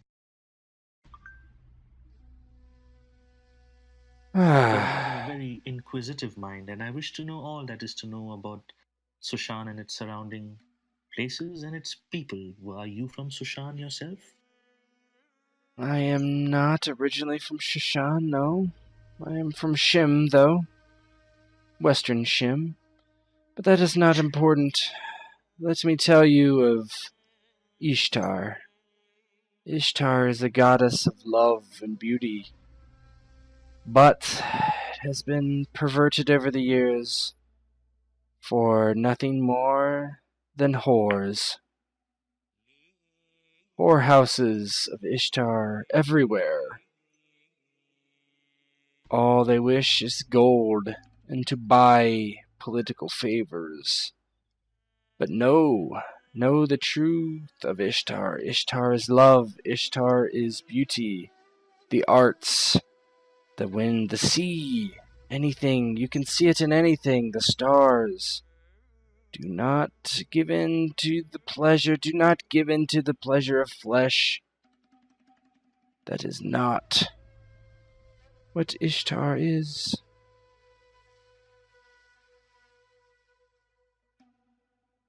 Yasser sits back, and he's intrigued. He says, "You speak wise words, indeed. But are the pleasures of the flesh also not necessary? Though I do agree, making a business out of it, I do understand it can be quite unwholesome." The pleasures of the flesh by itself is nothing. For two people married and in love, by all means, even not. But the priesthood of Ishtar is not simple orgies and what have you. That is forbidden by Ishtar, as she has told me. You have spoken to Ishtar yourself? I did not have the courage to speak, but she came to me in dreams, and her words were like fire in my ears, and I listen. And is this why you have left Sushan? And she kind of blinks and... many reasons. Do not worry, traveler. Use our fires. We may even be able to spare some meat. But I would like to know more. Your teachings are intriguing, are very most intriguing. It's not very common. I hear people speak about the arts and the beauty and kind of Yasser for the first time is like he feels like drawn, right? Does Fatima give a kind of a, how do you say, like a body language of like an erudite person? Well, it's hard to say because she is wearing a cowl, and she's wearing, not wearing anything. She looks like more like one of those militant priestesses, but she has a hood and stuff, so it's hard to say exactly. She's standing straight, tall, erect, all that kind of stuff. And she's speaking with passion, but not being able to see her facial features really disrupt kind of how you might be able to perceive her. And he says, Yasser says, "But you seem to be geared for fight, do pardon my words, and it's incongruous, your words about beauty and love and life. We must fight for what we believe, traveler. And perhaps I must, perhaps I do not. The will of the gods do not say just yet, but I will be prepared to fight for Ishtar in her true words."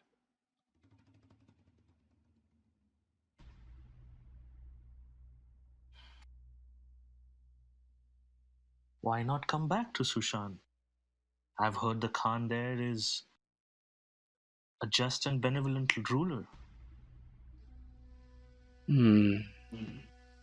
Is that incorrect? I do not know. I do not know the Khan. All I know is he took up arms against the old king and drove him out. If you listen to the old king's words before that, he is not so honorable. Who knows? I do not know the man nor any of his. And she gives a shrug. Most intriguing, most intriguing.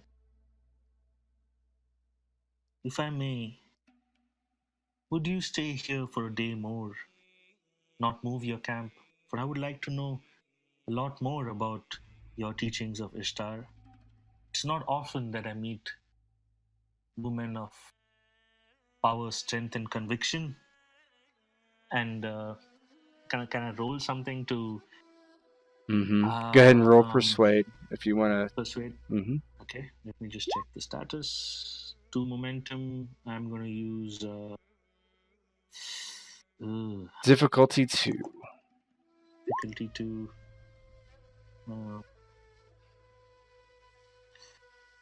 Shit. Okay, I'm going to use both. Okay.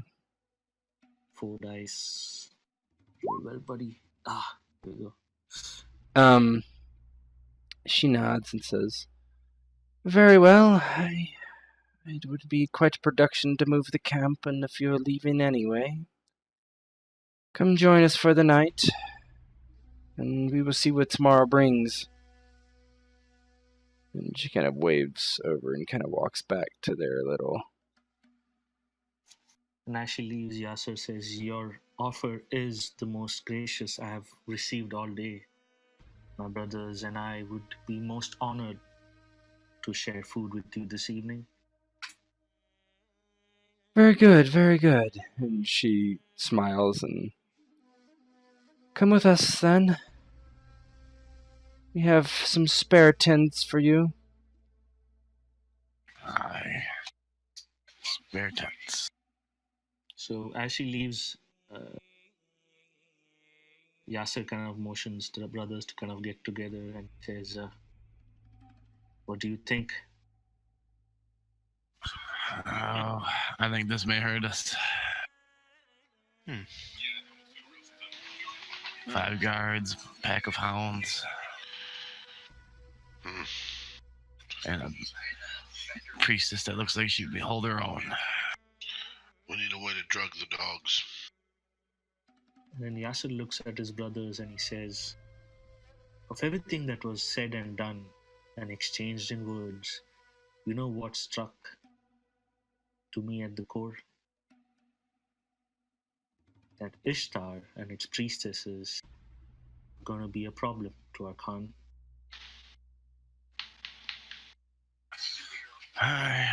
But all females are a problem. I agree, Rese. Just making sure that anybody overhearing us and at least they hear the names correctly. I agree, Rese, but I believe if we can get Fatima to talk to the Khan, maybe the Khan can have some power over the priestesses. And kind of like out of character, like Yasser is like a concern because he cares about the Khan and Sushan, right? So he's like, from whatever he's seen, like the way Ariane spoke to them, thinking that she, like, audacity of owing her a favor, right? Right. And then what Fatima said about how they do, and even Zeb, right? How they do like side dealings, and it seems like a powerhouse, right? Yeah. So he kind of takes the time to explain to his brothers what he thinks and in those words, and he asks them their thoughts. Do you think the Khan would speak to her? I suppose perhaps. The question is, will she speak to the Khan? Okay. Question is if you'll get the chance.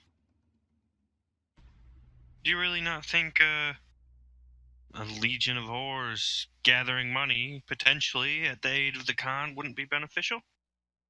Compared to an order that apparently does not do any such thing? My worry is that if they were only gathering money, it would be all right. The Khan could tax them, the Khan could make money himself, so Shan would grow. My worry is it's not just the money, it's the favors, the backdoor dealings, the underhandedness. Maybe they will grow tired of the Khan like the old king and then overthrow him. Then,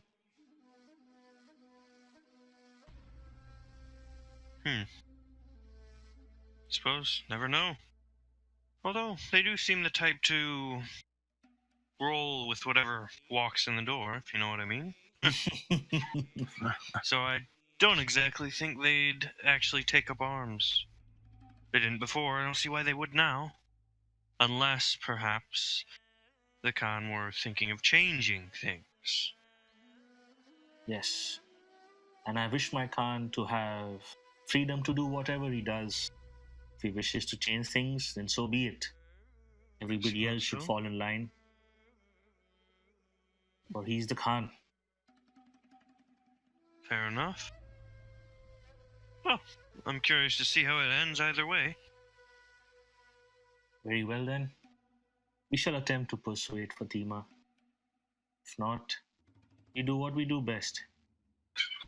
Well, first things first. We have to plan for those dogs. If all goes well, we don't have to worry about it. If all goes bad, it'd be good to have them out the picture. I don't feel like being bitten.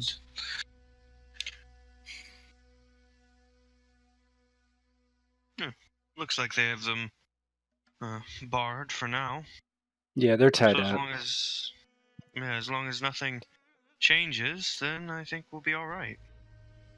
If something does go down, though, and one of them gets over there to loose them, probably won't be a good time. And they got that guard over there. Maybe I'll go make some friends with him, huh? I think you've the right idea.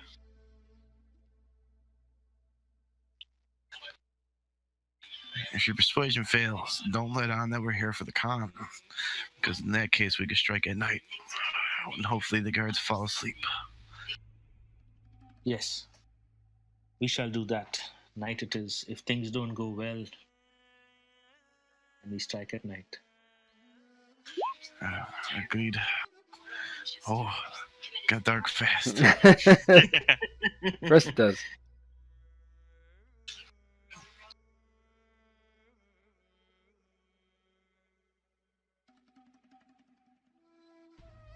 Yeah, and Fatima comes over and is like, we have some food here, chickpeas and bread. Chickpeas and bread, my favorite. It has been quite some time since I have had a chance to enjoy some chickpeas. Or if you could go over to the guard and try to do some small talk. Yeah, the guard he's busy feeding the dogs and such, and looks up. Yes. Nice hounds. Yes, trained them myself. Oh, man. I'd be wary of anybody you have to let those loose upon, huh? Yes, they are good dogs, but they will defend us and Fatima, of course. Good. There's a lot of things that creep around in the night. I really wouldn't want to die. Yes, death is so certain. It is. He kind of smiles and he says, "Don't worry, if you mean us no harm, then you won't be bit." Oh, I plan on not getting bit at all, so I don't mean you no harm at that point. That's good, sir. And he kind of goes back to feeding the dogs and whatnot.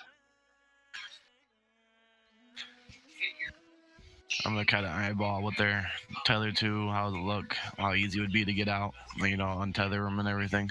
Oh, they each have a leather strap that basically hooks to a collar. You could probably cut that yellow strap, but they're all tied to a pole that's essentially in the middle of them. All right. Okay. So can any guard get this close to the dogs? I kind of mumble out. There's a few of us. Oh. Yeah, I guess that way if something happens, you'd have to have somebody else get in there and let them loose, huh? That's right. Well, I'm sure they're alert, so I'll hang out by them. If they start barking, I'll know to wake up. And he kind of looks at you and he's like, I would not get too close. They don't know you. Oh, I don't want to cuddle with any teeth. I'll keep my distance.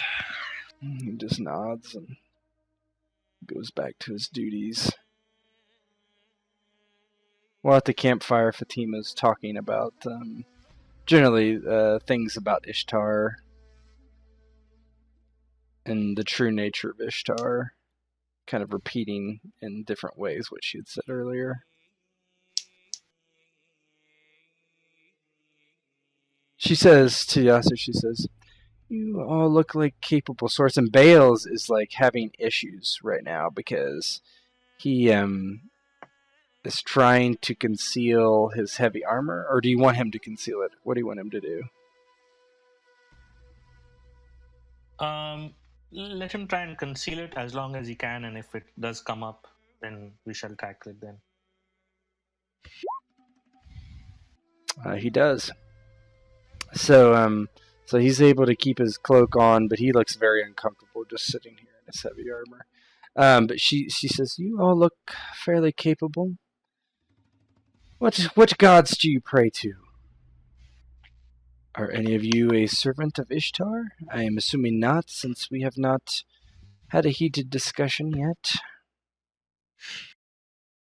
No, I myself do not pray to any god. I believe in the human spirit, what it can achieve. And she says, you are going to Shushan. Is that what you said? Yes, that is correct. Could I have you deliver something for me?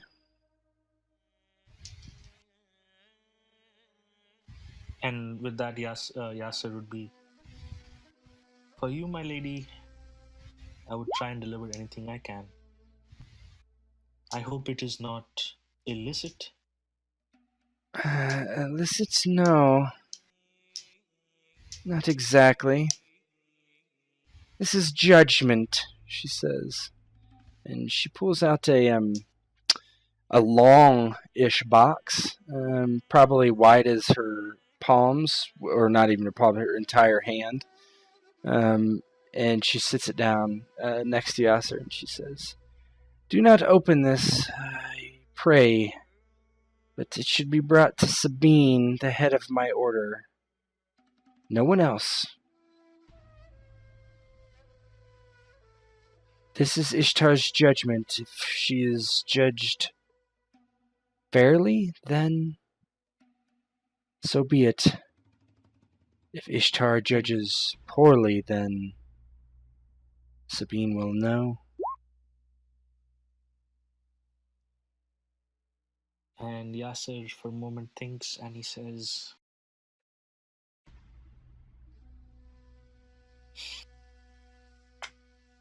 if Ishtar does judge poorly, would the Sabine that you speak of come to harm?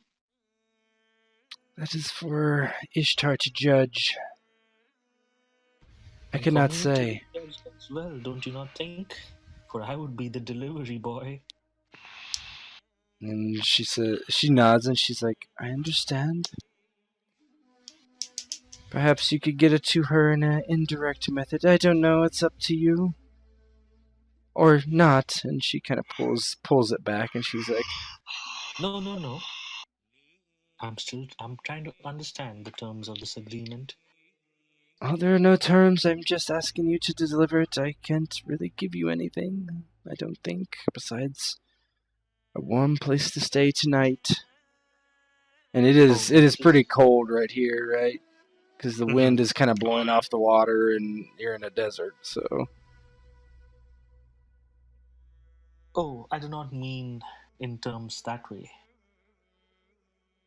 I have learned over time that there are two sides to every story. There are reasons for everybody's actions and inactions. I'm just trying to understand. But I do not want to be a messenger that does not understand the message that he seemed to be carrying. If you would be so kind as to explain to me why Ishtar's judgment must be visited upon Sabine, and I believe would she Yes. not be your sister? Not anymore. Ishtar's judgment must be given simply due to, well, the state of the priesthood. And Ishtar, she has told me that this judgment should be rendered, and that she will see into her heart when it is, and then will know to strike or not.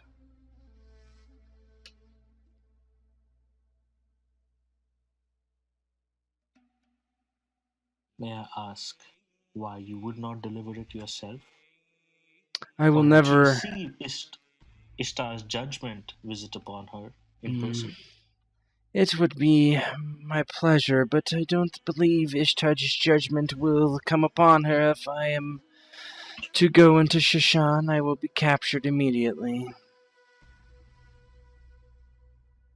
What if I were to say I would do all I can to protect you so that your voice may be heard? And she says, "How can you protect me? I have men and guards and more."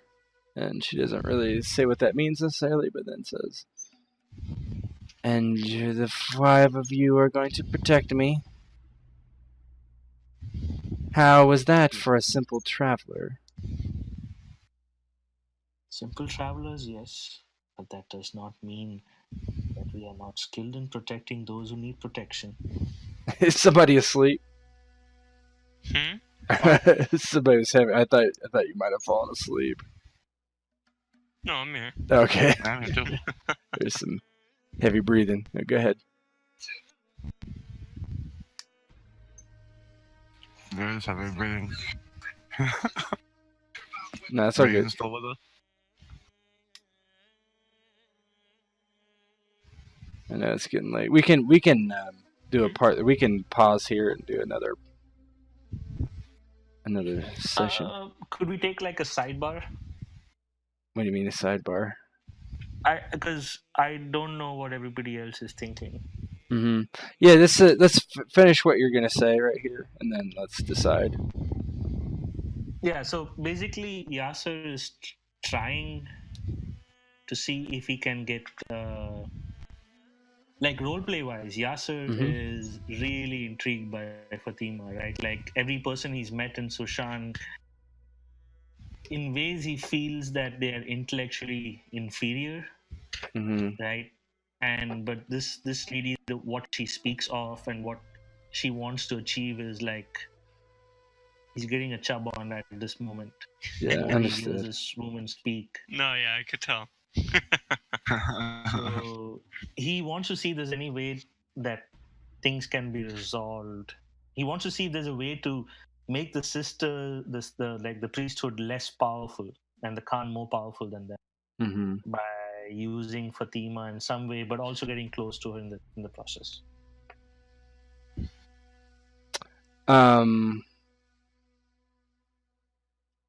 my gosh. Yeah, she's just kind of... she says that she doesn't know how she would get back,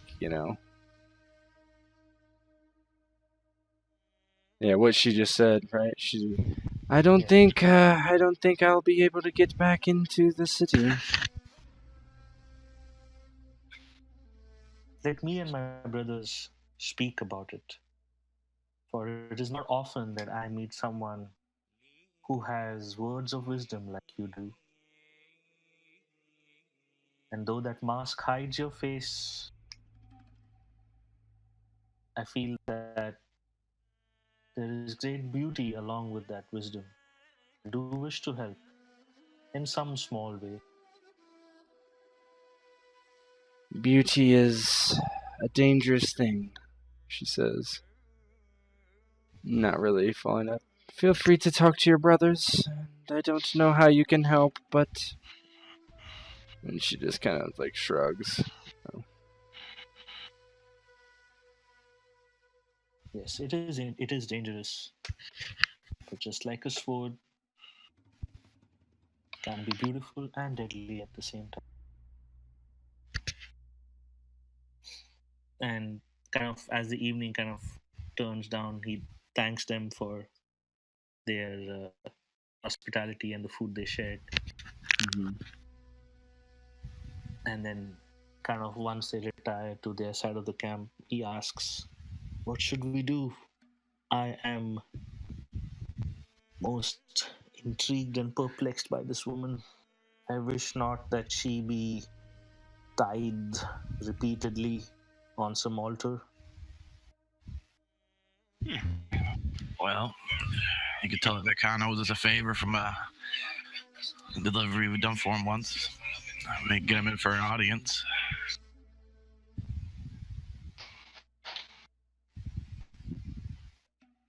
I suppose it would be quite interesting to see how it would go, but honestly, it sounds like the Khan already has his plans in motion. Oh, and the Khan could do with her what she pleases, what he pleases. Suppose so. No harm bringing her in. You think she'll actually go along with it if she finds out who we are? Oh, we don't have to tell her. Suppose so. I don't know. I've been keeping my eye on that guard. There's a few of them that probably know their way around the dogs. Yeah, I don't think the problem is that we can't take them. I think the problem is whether we want to. Yeah, sir. You seem to be captivated, yes, sir. Yes, captivated by her, not those guards and the dogs. Could do without them.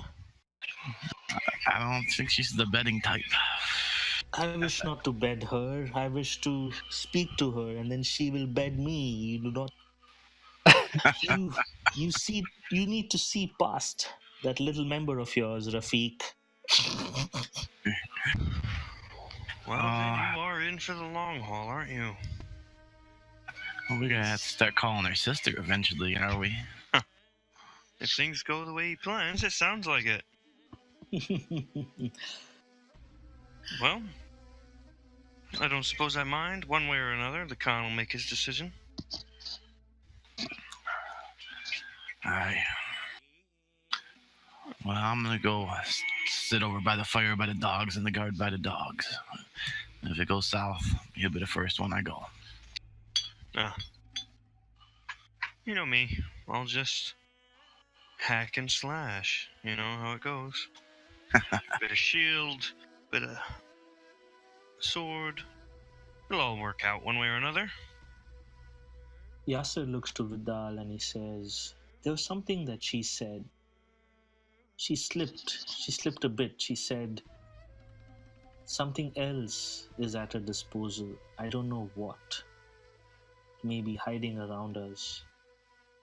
She's a Do you priest. check? You think she has something a bit more dangerous in plan? Well, if it's on her, there's nothing we can do. But if it is something around us that's hidden, that could take us by surprise. I don't know. I've heard the stories about priests, you know. How they can make things I will happen. go check the horses and look around, brother. And Thank so you, with Vidal. that, Vidal will move off What is it, Adib? What is that? Do you think for his she evening has constitutional. magic? I wouldn't necessarily say that. I'm not the most superstitious around, but you never know. All those old tales here and there. I don't know. Just feel like they wouldn't be around if it wasn't some truth to it. Just keep an eye out for any tricks. Yeah, as Vidal goes and checks on the horses and stuff, doesn't find anything that's concerning.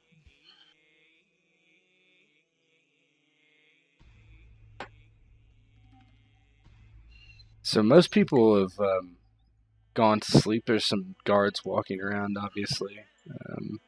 Fatima's still at the fire, but I believe I will head in. But Deep kind of gives that look towards Yasser of, this is your chance. If you're going to ask, this is time to do it. Mm-hmm. Yasser just looks at her and he says, "Thank you for the company, my lady. It was the most stimulating evening." And she nods. Good night, traveler. And she heads inside her tent.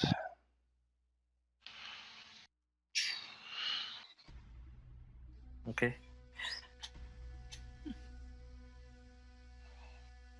So, do we want to continue or? Yeah, what do you guys want to do? Oh, I'm good to go. I don't mind either way. Yeah, I can go a little longer. Yeah, I didn't. We have. Yeah, let's keep going then. Okay, so day comes.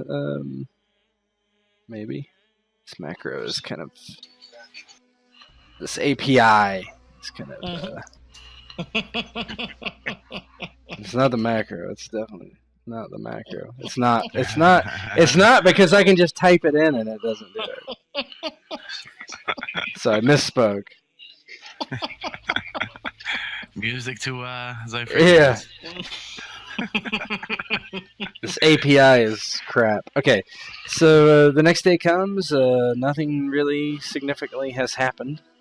Bales in the tent has gotten rid of his armor, basically piled it up and then took it out to the horses. So it's not seen. And Fatima kind of walks out. And she still is cowed. Yasser says, "What if we were to get you inside the city? Unknown, hidden." To what purpose? Maybe meet the Khan, make your case, right the wrongs. If I meet the Khan, he might determine that I am wrong and have me detained. What would be the purpose of that?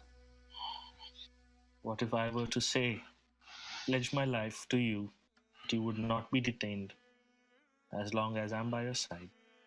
She sighs and she says, "You might be worthy men, you might be able to use those swords and bows, but what can 5 men do against a Khan and his army that took Shashan not but weeks ago?" What if I were to say that there is no army that will meet you, just the Khan himself? And how would you know that, sir? I have certain contacts in Sushan. That is why I travel there. I can use a couple of favors and get an audience with the Khan alone. The contact trusts me. But I'm trusting you here not to take some unwise step against the Khan. I have nothing against the Khan. I have no political aspirations, unlike some of my sisters. And she kind of looks and shakes her head. And I do not know about this, though. This seems like a poor idea. Going to Shashan, putting my life at risk because you say it's safe. I agree. I'm but a traveler that you have met for a day. But I believe the Khan would hear your case, for he's a fair man. That much I know. You know the Khan, then?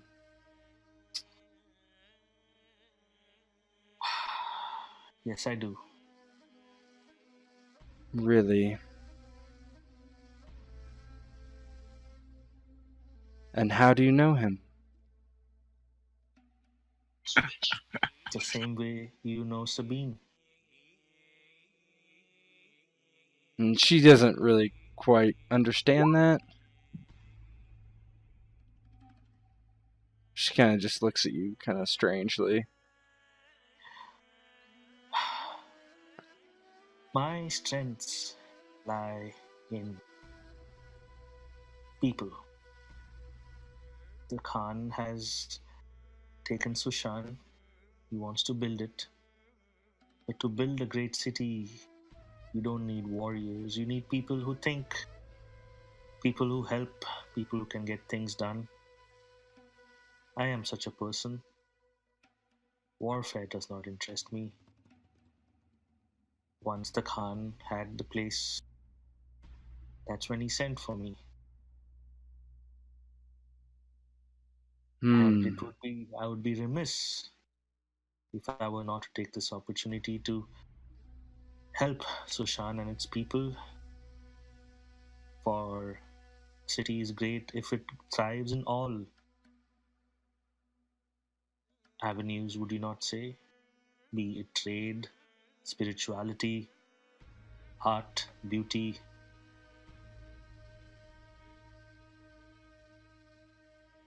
And she kind of looks at you, and I would like you guys to... She says, this Khan seems a fair sort, if your words are to be believed, and you have done us no ill will.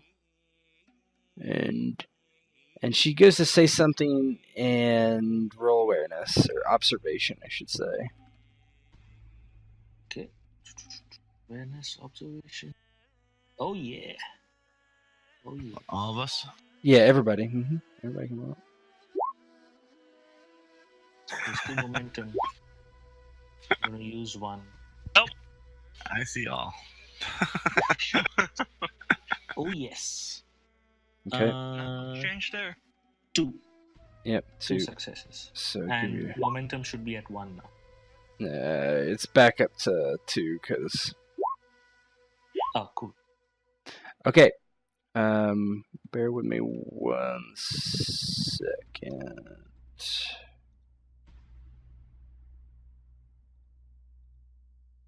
You guys are making me do stuff on the fly. Okay. So,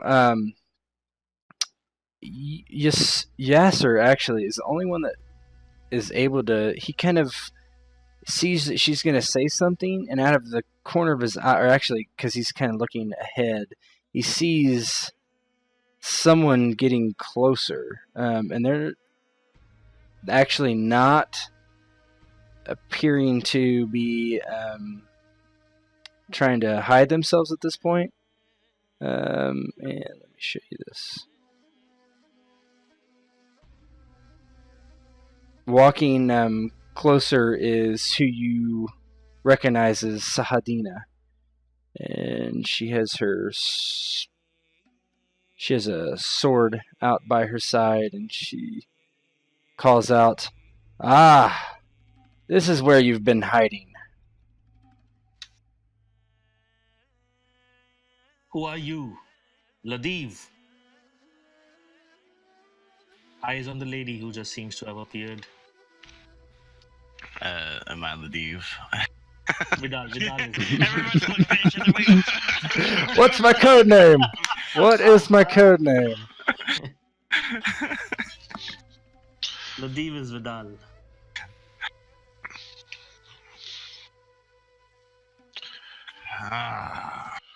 Rafik will look over at her now. And she just looks at you. She's like, Rafik. Who is this Rafik? Crazy woman. Are you okay? It's too much sun in the desert. Come, let me give you some water. And she shakes her head. And up behind her walks another person. This is them. We've tracked them. The red-haired girl says. Track 2, woman. You, from Shashan. And Fatima's standing up and she's like, sisters. And they look both at each other. And up walking kind of behind them are a few other individuals.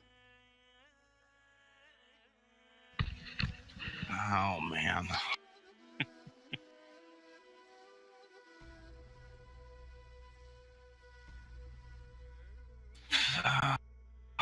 Rafik's gonna look at Yasser. And, kind of give it that, like, what now look. Yasser looks at Rafik, Vidal, and he kind of taps Adib on the shoulders and he says,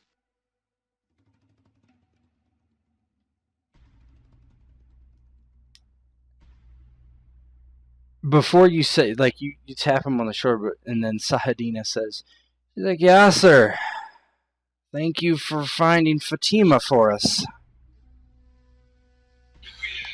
at which point Yasser kind of steps forward. He says, no. Thank you for showing me Fatima. And he just screams with his sword, attack, and points to the ladies and these fuckers. We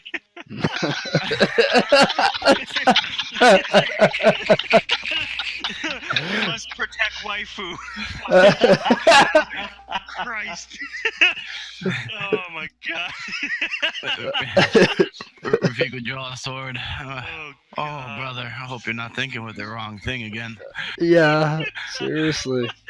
Oh my god. Yasser's like the most level-headed for the entire game, and now he's like, wait a minute, this one. I can't even see her face, but yeah.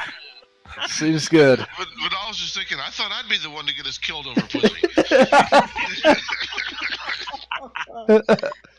Well, they used us. Nobody uses the brothers. You send us to do something, we do it ourselves. You don't fucking use us. I'm gonna point my sword at Shadina and be like, we're here on the behalf of the Khan, not on behalf of you. Are you standing in the way of us delivering what the Khan wants? And Hadina says, I thought the Khan wanted you to deliver her to Sabine. We are Sabine's warriors. We will take her. Thank you. You have served your purpose nicely, Rafik. As far as I remember, and I may be wrong, maybe my ears are going bad or something, but I do believe the Khan wants her. And what the Khan wants, he gets. So I'll ask you to step aside so we can take her to the Khan.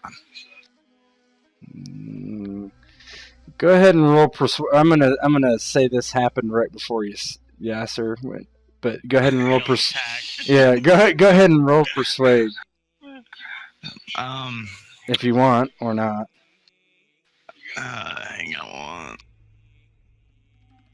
Meanwhile, Adib is in the background lackadaisically getting out his shield and his Sashmir and all this shit. He's like, stretching and everything before the fight. And Bales is like, shit, my armor, I don't have it on. It's gonna take forever to get done. Finally took the fucking armor off, and now you need it. That's how it works, man, every time. Bales is like, attack? Really?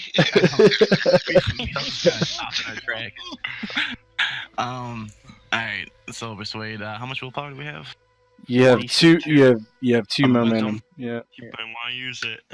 Use it. Yeah, I'll use 2 of them. Difficulty 2. Yes, 3. Nice. Rafik. I didn't even use the momentum, I don't think. No, I didn't. Nice, dude. Oh, wow. 3. Oh my god. Okay. Yeah, I screwed that up, and I should have kept more dice in there. Oh, well. So Sahadina, she, like, I don't know how it was phrased in the meeting. Very well. We'll escort you back to the city. And Fatima says, I am not going anywhere with them. And Yasser. Yasser turns around to Fatima and he says, you are under the protection of the brothers. They do not hold any sway over you, and they cannot touch you. She cuts you a glance and she says, you lied to me. Well, would you have welcomed me into your camp if I told you outright that the Khan would like to speak to you? Have I not shown you that the Khan wishes well for all? Have I attacked you in any way? Have I not accorded you with all graces and courtesies?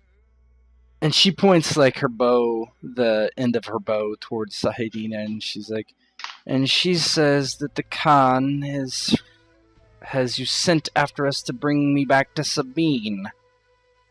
She does not speak for the Khan while we do. And whatever she knows is immaterial.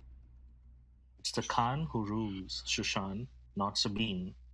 And he kind of cuts Sadina a look and he says, if you think otherwise, now would be the time to speak. For if you think your mistress, and he kind of emphasizes that word, holds any sway over Shushan and not the Khan,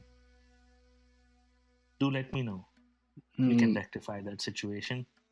Sahedina shakes her head and she says, all I know, Yasser, is that your Khan owes Sabine a favor, and I believe it is this.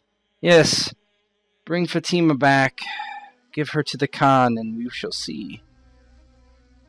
And Fatima just, like, shakes her head. They cannot be trusted, Yasser. Perhaps your Khan cannot be trusted. You are not your Khan. Like I said, I trust my Khan till he gives me a reason not to. And you have my word. Like I said again, I will protect you and have your words be spoken in front of the Khan. Roll a persuade, difficulty 3. You got momentum still. We'll use all of it. You have 3 momentum right now. Oh, fuck, I only used 2. But Okay. yeah. Go ahead and roll just a d20. Oh, come on. Clutch. Do it. Gotta get that one. Oh. 14. No, I don't think it does. Well, it's not enough. That's 2.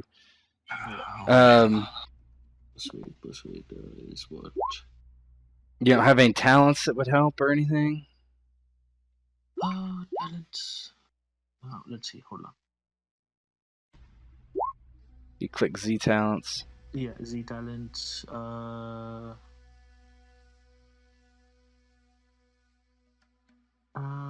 Respected among the barbaric clans, tribes. Charged with interpreting the will of the gods and advocating between them. You may. I don't. Respected. Subject.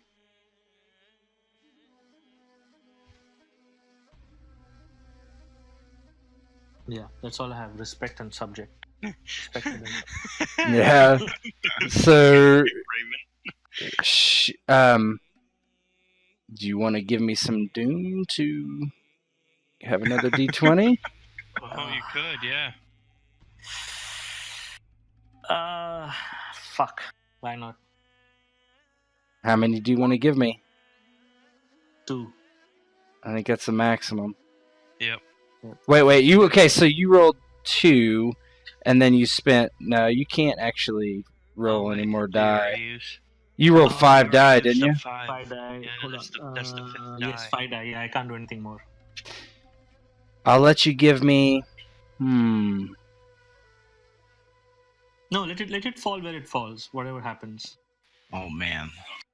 What else can you do? You do your best. We don't have any fortune points, do we? Yeah, you do. That's what. Yeah, you do have fortune points. So, hold on. Fortune. So you I can. have 3 check boxes. Yeah.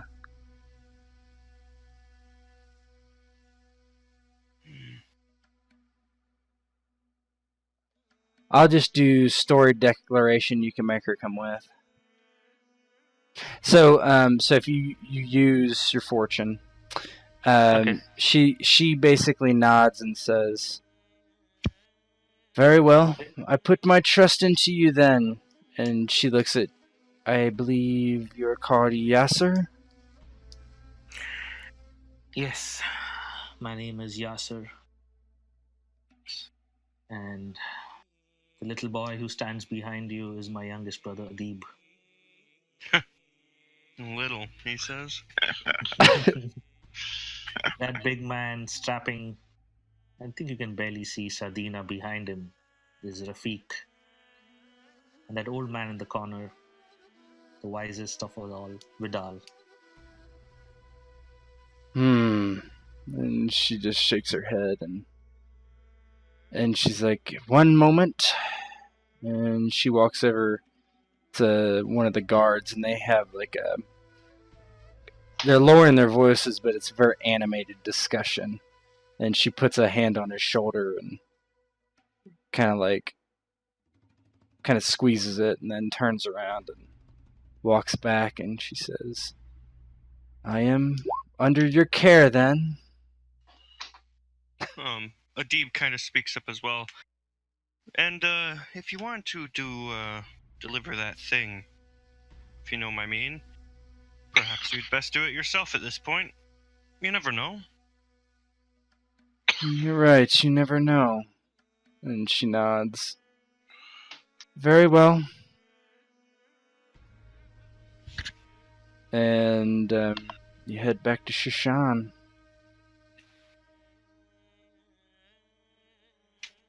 Indeedy. Oh boy.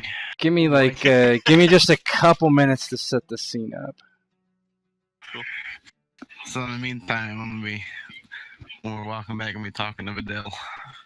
And I'm like, brother, our other brother may not be thinking right. Seems like this girl has a hold on him. We have to best keep our eye on him. Vidal nods. Aye.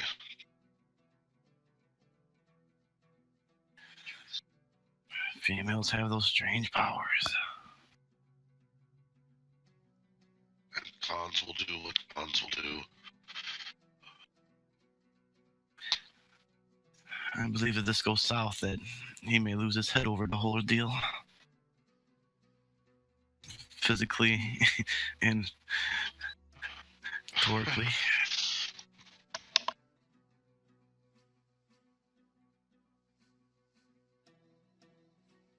And what is Yasser saying to that? This is kind of this. Oh, gotcha. Yeah, Okay, yeah, gotcha. Yeah. So that way he knows to kind of keep an eye on him, because if trouble happens, we gotta be more apt to be prepared to what to do. Mm-hmm. Just dogpile Yasser and Man, now keep I'm his gonna have mouth to type shut, out basically. this freaking joke. Not even my preludes can go to plan. Yeah. No, I was gonna say this is like about as opposite as what I expected to happen. Yeah. As I could have expected. My campaign is going to be. I'm going to be scrambling the entire time. This is not even supposed to be sandbox, and it is. All right. Just imagine it gives you a good background story for your main campaign. Yeah, that's what it's supposed to be, right? How the one brother just decided, I like this lady. Fuck it, let's go this way.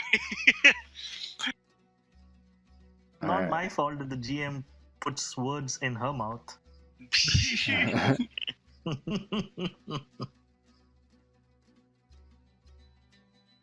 Oh my. All right, is this everything I need? Everyone I need? Yeah, so, okay. So does the con play prominence in your campaign? Yeah, I mean, he's the leader of Shishan. All right, let me...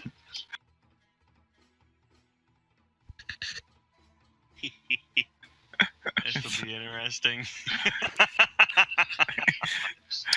All right. For fuck's sake. Bales was not allowed inside, obviously. They're like, who is this guy? He's just like, okay, this is a worthless trip. Oh yeah, we promised him bloodshed and shit, and it's just like this is literally Conan, and I can't get you guys to fight anything. Okay, so after basically there's a lot of just confusion, and Deep's been kind of sitting back, just taking it all in, smirk on his face, loving every expression he sees. Yeah, you guys are kind of put in a holding area with Fatima, and then like hours pass, and finally you're brought before Ranveer, and he kind of steps forward and he's like, "Brothers, it appears we have some sort of confusion." Rafik will speak up. Yes, my Khan. However, Yasser thinks that this girl may be useful to you and not to them. Maybe if you give Yasser a minute to plead his case with you. Of course, brothers. And he's kind of looking, and you see the priestess that you know as Sabine kind of lean in and kind of say a few things to him. And then he kind of speaks out and he's like, "You brought her back. What else are you planning to do? I have been hearing tales that you're saying that... Well, speak for yourself." Is Ranveer in front of us? I think right now we are just outside with the city guard. No, do you see the... Do you know? I was gonna say I see everything. Yeah. Yeah. On the map? Yeah, are you... No, I'm outside with the city guard. Sorry, hold on. It should have moved you over. Wait, maybe... I know, right? Okay. I know. It's the tokens are copied. See, Yasser is so... Yeah, you have multiple tokens, but I'm shift clicking, so I was thinking that would bring you there. It did on mine, yeah. Okay. And kind of when we kind of hands beside Fatima, and he says, when he says, "My Khan, you have known me a long time. Do you believe that I'm here to undermine your authority or your power over Susan?" Hold on, Zypher, you're kind of cutting out, and I don't want to miss this, so... Okay, hold on.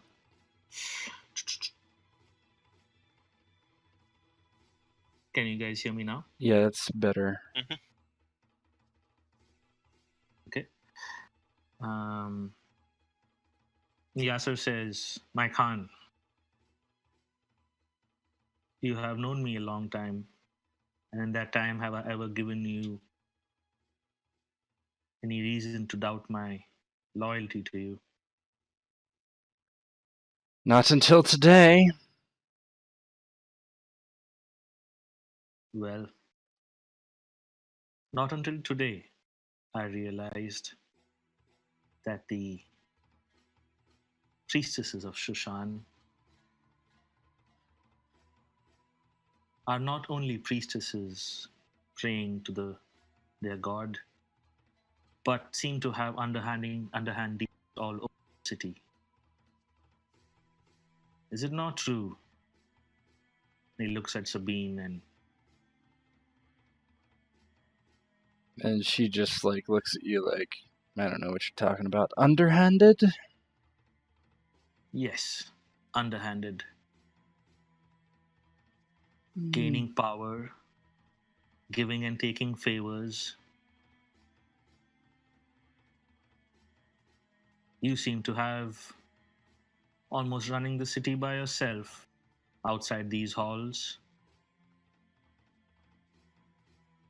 Ranveer just... Get to the point, Yasser. We don't need fancy words. What are you saying? What I'm saying, my lord, my Khan, is that these priestesses of Ishtar are undermining your authority. this lady here only wishes to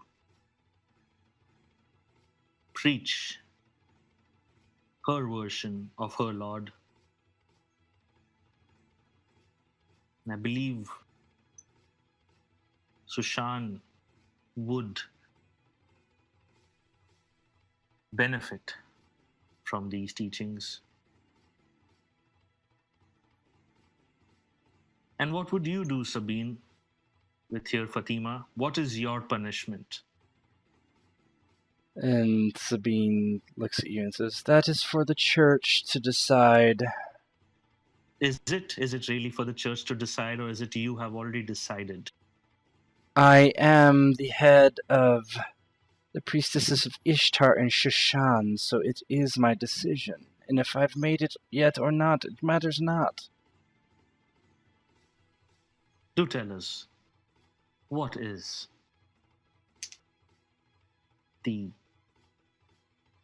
what's the word? The punishment? The punishment. Well, most likely she will receive the trial of Ishtar. Fancy words again. But bring it down to it. Is it not being tied until death? It is. And Yasser kind of spits down on the ground. And he says, Fatima, why do you believe that you needed to leave the sisterhood? Why do you believe that you needed to preach your version of Ishtar? Because, mostly, that Ishtar has become nothing more than a whorehouse. I do not say that I am a prude, because I am not. I'm not saying that pleasures of the flesh are wrong or correct or anything of that matter. I'm simply saying that Ishtar should not profit from it. And Sabine just rolls her eyes. It's always been that way, Fatima, you know that. But it mustn't. Ishtar came to me, and Sabine just kind of, ha! When I found you, you were in the gutters. I brought you up to what you are today. You took the tithes from men, just as we all did. And Fatima says, "It doesn't have to be that way, sister." And she kind of steps forward. And it doesn't have to be that way. And Sabine's just like, my Khan, let me take her as we agreed. Remember, if it wasn't for the priesthood of Ishtar, you would not be standing here. And Ranveer kind of looks over at her and kind of looks almost embarrassed and shakes his head. Yeah, sir, this is the deal I made. But my Khan, see what they say. They believe your rule over Sushan was because of them. Your rule over Sushan is because of you. Your strength, your commitment. It is not what they did, it is what you did. This is exactly why I do not want them to hold over reins over Sushan. I want you, my Khan. I want you to rule Sushan as you see fit. If you believe your servant me has wronged you, and at this point Yasser kind of goes to the side and drops to his knees and he says, then do so as you please. Off with my head for the world to see. But I say this, my Khan, this sisterhood does not mean us well. They will change as the wind changes and as these deeds change around us. Just like they did with their old king. I wish only to see you reign, O Sushan, and nothing else. Mm-hmm. So, I guess roll me persuade. If you have momentum, you can use it. No momentum. This is all. Luckily, I have Doom to use for her. I know. Oh my. I'll let you roll first. Boo. So she's going to use Doom as it was momentum. Roll 5 dice. I believe I have that much Doom. Let me make sure. Yes, I think you do. I have 6. Holy shit. 6 successes. So he shakes his head and steps forward, and he's like, Yasser, I will not behead you. Get up. And he kind of grabs you on the shoulder, and he says, but I made a deal. And the deal was to hand over this one to Sabine. And I honor my word. And he kind of steps forward, and she kind of like... She actually doesn't actually step back. She looks over at Yasser and frowns, and then she says, I was afraid that your Khan would not be as honorable as you, and it appears I was, unfortunately, true. And she kind of like pulls her veil off and like reaches down and gives you a kiss, and then turns and steps forward towards Sabine.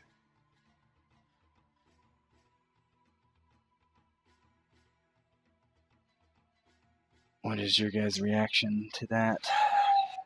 Adib is kind of leaning against the pillar. He's a little bit more up than there. Rafik is watching Yasser. He's got his hand on his blade, but he's not moving just yet. Yeah, you guys all have your weapons. None of the other people do, besides the guards, obviously. They're all disarmed. Yeah, Adib very clearly puts his hand on his blade, but he's mostly just watching that she's going towards Sabine and not Ranveer. And if Adib has a chance, he would speak up a bit. Yeah, go ahead. My Khan, I would like to note that you have fulfilled your end of the bargain, have you not? You have brought her here, so anything from this point forward has nothing to do with you anymore, does it? He has a large smirk on his face. Yeah, he's like, Adib, I do not like where you're going with this. I do not think. I'm not doing anything. I'm just saying, you have no more responsibility. Little chuckle. These people are in my hall, under my protection, Adib. Fair enough. Your choice. You decide whether it's a dangerous road home. Deaths are most beneficial in the long run.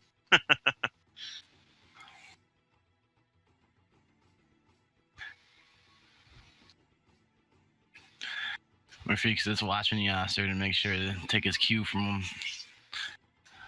Is Ranveer next to Yasser? Everybody where they're at in the building is where they are. Yeah. Yeah, Adib's still leaning against the pillar. He very clearly ready to go for Fatima if the Khan calls for it, or if she does anything towards the Khan. Like, he's talking this shit just in case, but he very clearly, and it would be obvious to Ranveer as well, is intent on going for Fatima if it's called for. Ranveer looks down at Yasser and he looks confused. He's like, What do you mean? And he's not whispering back.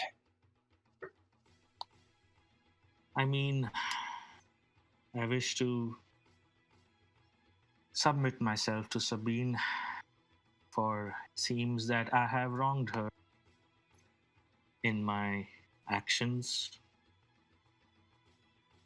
He's like, my God, man, give it up.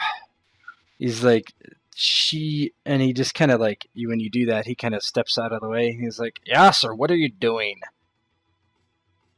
And Yasser kind of goes up to Sabine and he says, she immediately kind of steps back. Incorrect. I was misled by this woman's foolish words. You do have sway over all of us. and as he gets closer, he does open the box. So you roll me a stealth roll.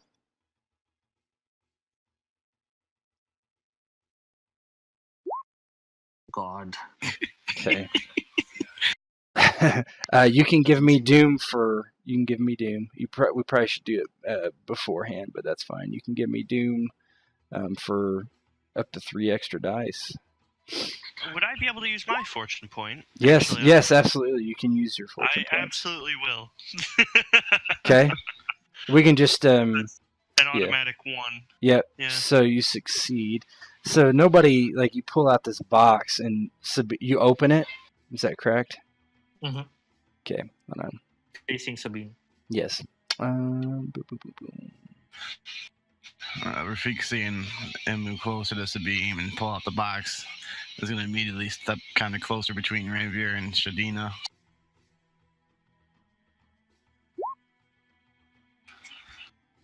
Okay. Looking at the warrior princesses over there. All right, 1 second. Yeah, Adib kind of gives Alpia, the red hair one, a look every now and again. I like your hair. Bear with me 2 seconds.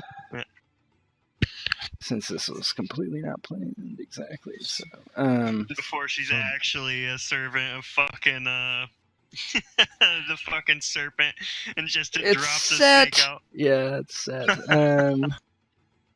So do you two come as a pair?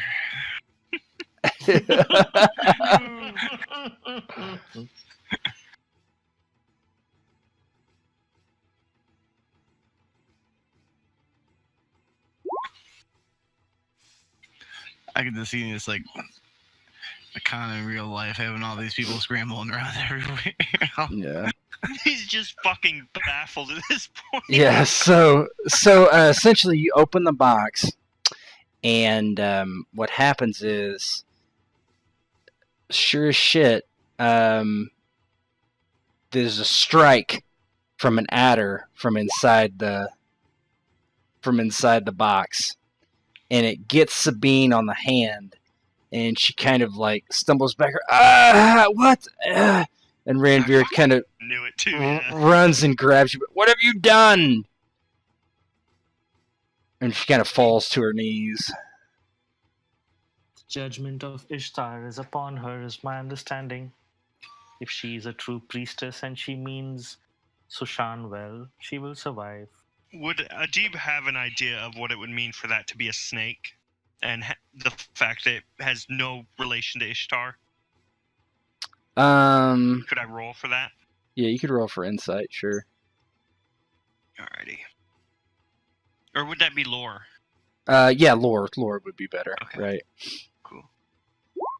Nope, no idea. I forgot he has shit lore. Yeah, the box kind of falls, and there's no snake inside. And Fatima kind of takes a step back, kind of 2 or 3 steps back, as the city guards are looking just kind of shocked about what to do. Well, as Vidal she started surges to forward step with back, his... Adib would have gotten behind her before she could get Okay. away. Well, Vidal surges forward with his bow drawn, looking for a snake that apparently isn't there. Yeah, He's too close to Ranveer. And Yasser. Yeah, Ranveer is kind of moving away, and Sahadina runs over to, and it's like a mass confusion. Yeah, Adib is there with the blade to Fatina's back as she's starting to back away. Rafik draws a sword and standing in front of the Khan, facing outwards, not facing the Khan, as to protect him. Yeah, Sabine drops to the ground and is an agonizing pain as you see this black mark head up her arm, essentially. And what is everybody doing? Yasser, what are you doing, I guess is... I'm just standing there looking at Sabine, waiting for judgment. Yeah, she's just on the ground.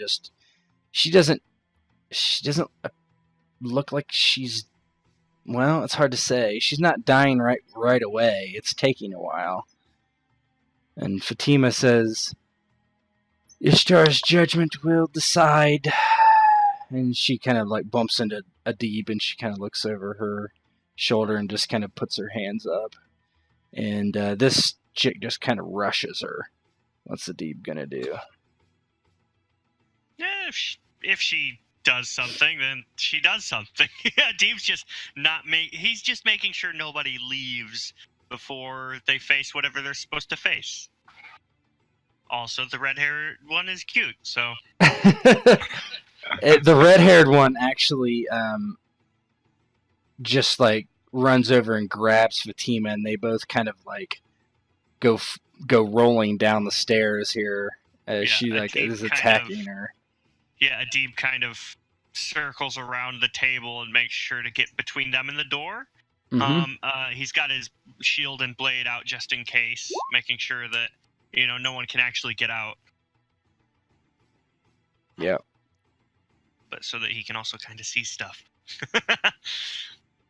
And so Sabine kind of rolls over and she like kind of crawls over this table with Sahadina behind her, kind of like helping her. And she's like, "Help me!" And Ranveer walks over to Yasser and he's like, "What have you done?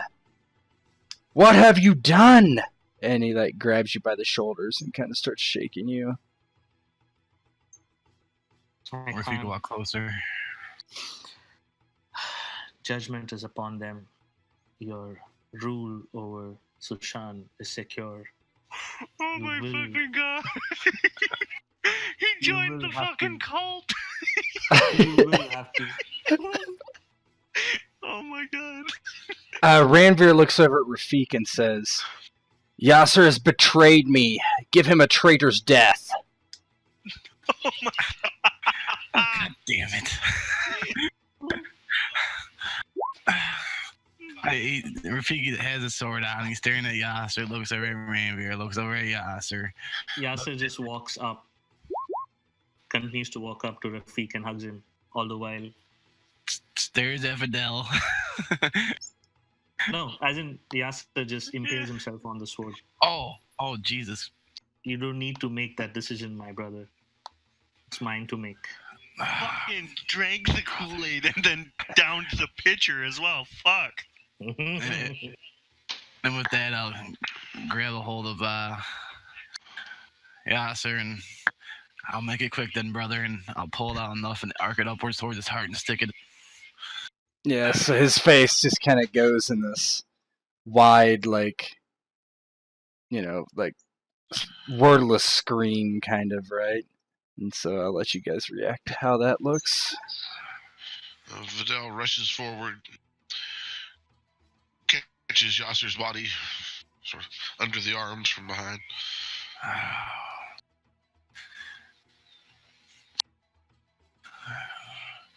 Why, brother?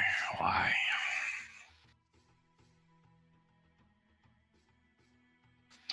And Adib could probably see kind of like what's going on from... Yeah, he'd be watching kind of agape at at all of it that just went down over there. And he's a little bit more furious now. So, he's going to put this on Fatima's head, basically. Internal monologue, he's realizing that a lot of this is his fault for kind of letting them do this as like his entertainment and not realizing how far it would go. So for him, this is like he fucked up. Like he's like more to blame than Yasser because he encouraged it. So at this point, he's going to try and kill Fatima out of rage. Rafik will yell, "Stop! We must hold her. We must detain her. We must know where she is." So essentially, these two are like rolling on the floor, and they kind of come apart, like at your feet, kind of like they just roll apart, and you're kind of standing over Fatima as Rafik kind of calls out to you. Utter mask of rage. What does he do? He's gonna take the strike instinctively. So you swing down, and as Rafik is getting close, you see blood sprays on Rafik as it just kind of comes up from her throat as her head detaches from her body. Brother, brother. She has information that we needed. You saw what she did. She bewitched him. That's the only way it could have been. The snake is gone. How else would it have gone down? Yes, but who is she from? What does she belong to? It doesn't matter. She's dead now, and she'll have nothing more to do with it. He'll look at Apia. Do you know anything about this snake stuff? And she looks at you like you're the dumbest person she's ever seen. She's like, "What are you talking about? She just killed my mistress." And she like gets up and kind of shoves you away, and then looks at Adib and gives you kind of like a I would say like a yeah exactly yeah.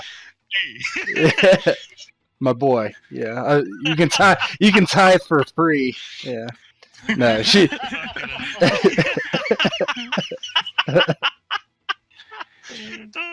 Yes. But she also bewitched her brother, who I had just killed. I would like to know why. And she kind of shrugs. You were asking me? I could not say. I've not seen this woman for weeks. Don't know what she was up to. You were the ones gallivanting with them when we came forward. Blame yourself. And she just kind of storms off back up to check on Sabine. And Ranveer is back on his bed, just sitting there, just fuming with his hands on his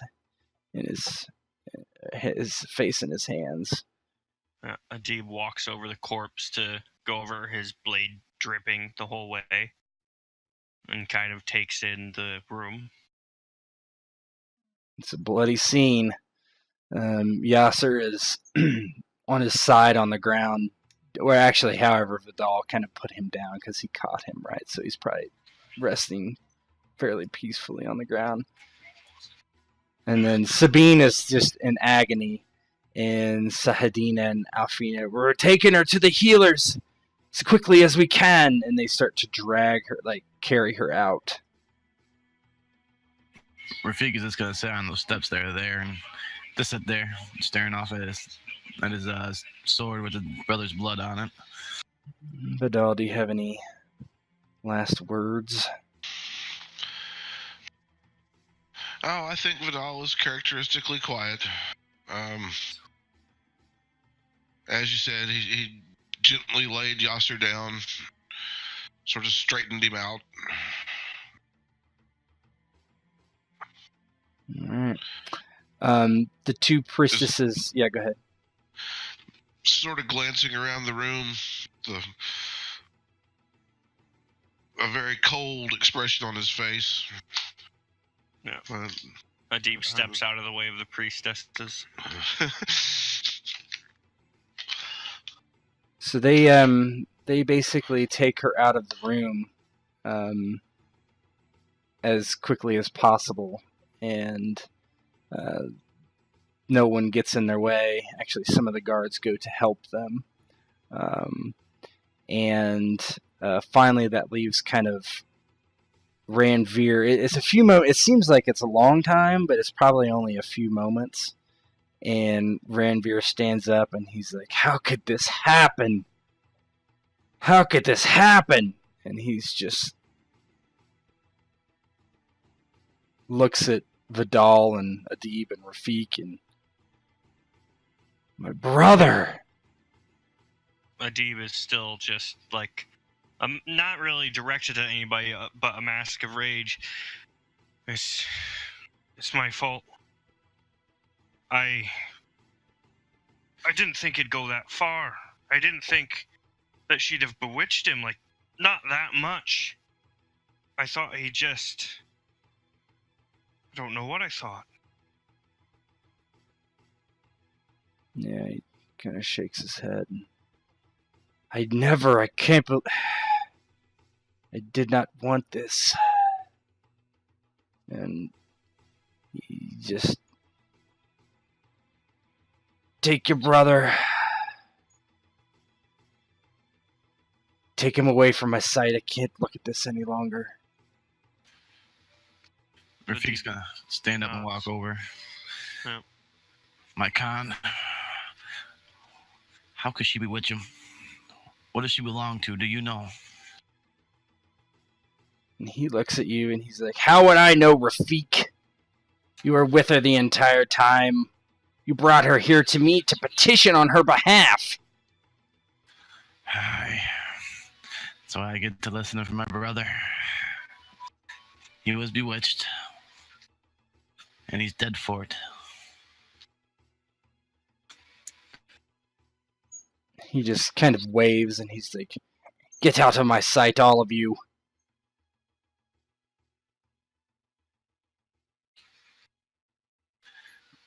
Yes, my Khan. He'll go over and grab his brother and put him on his shoulders. Let's go do him honors. And yeah, the Ranveer just kind of walks over to his desk and just like throws his head down on it. Well, he takes both his fists and like slams them down on it in rage. And as you guys depart, who knows what is in store for the three remaining brothers. And they head out into the streets to find a suitable place to have their brother likely cremated, I would assume.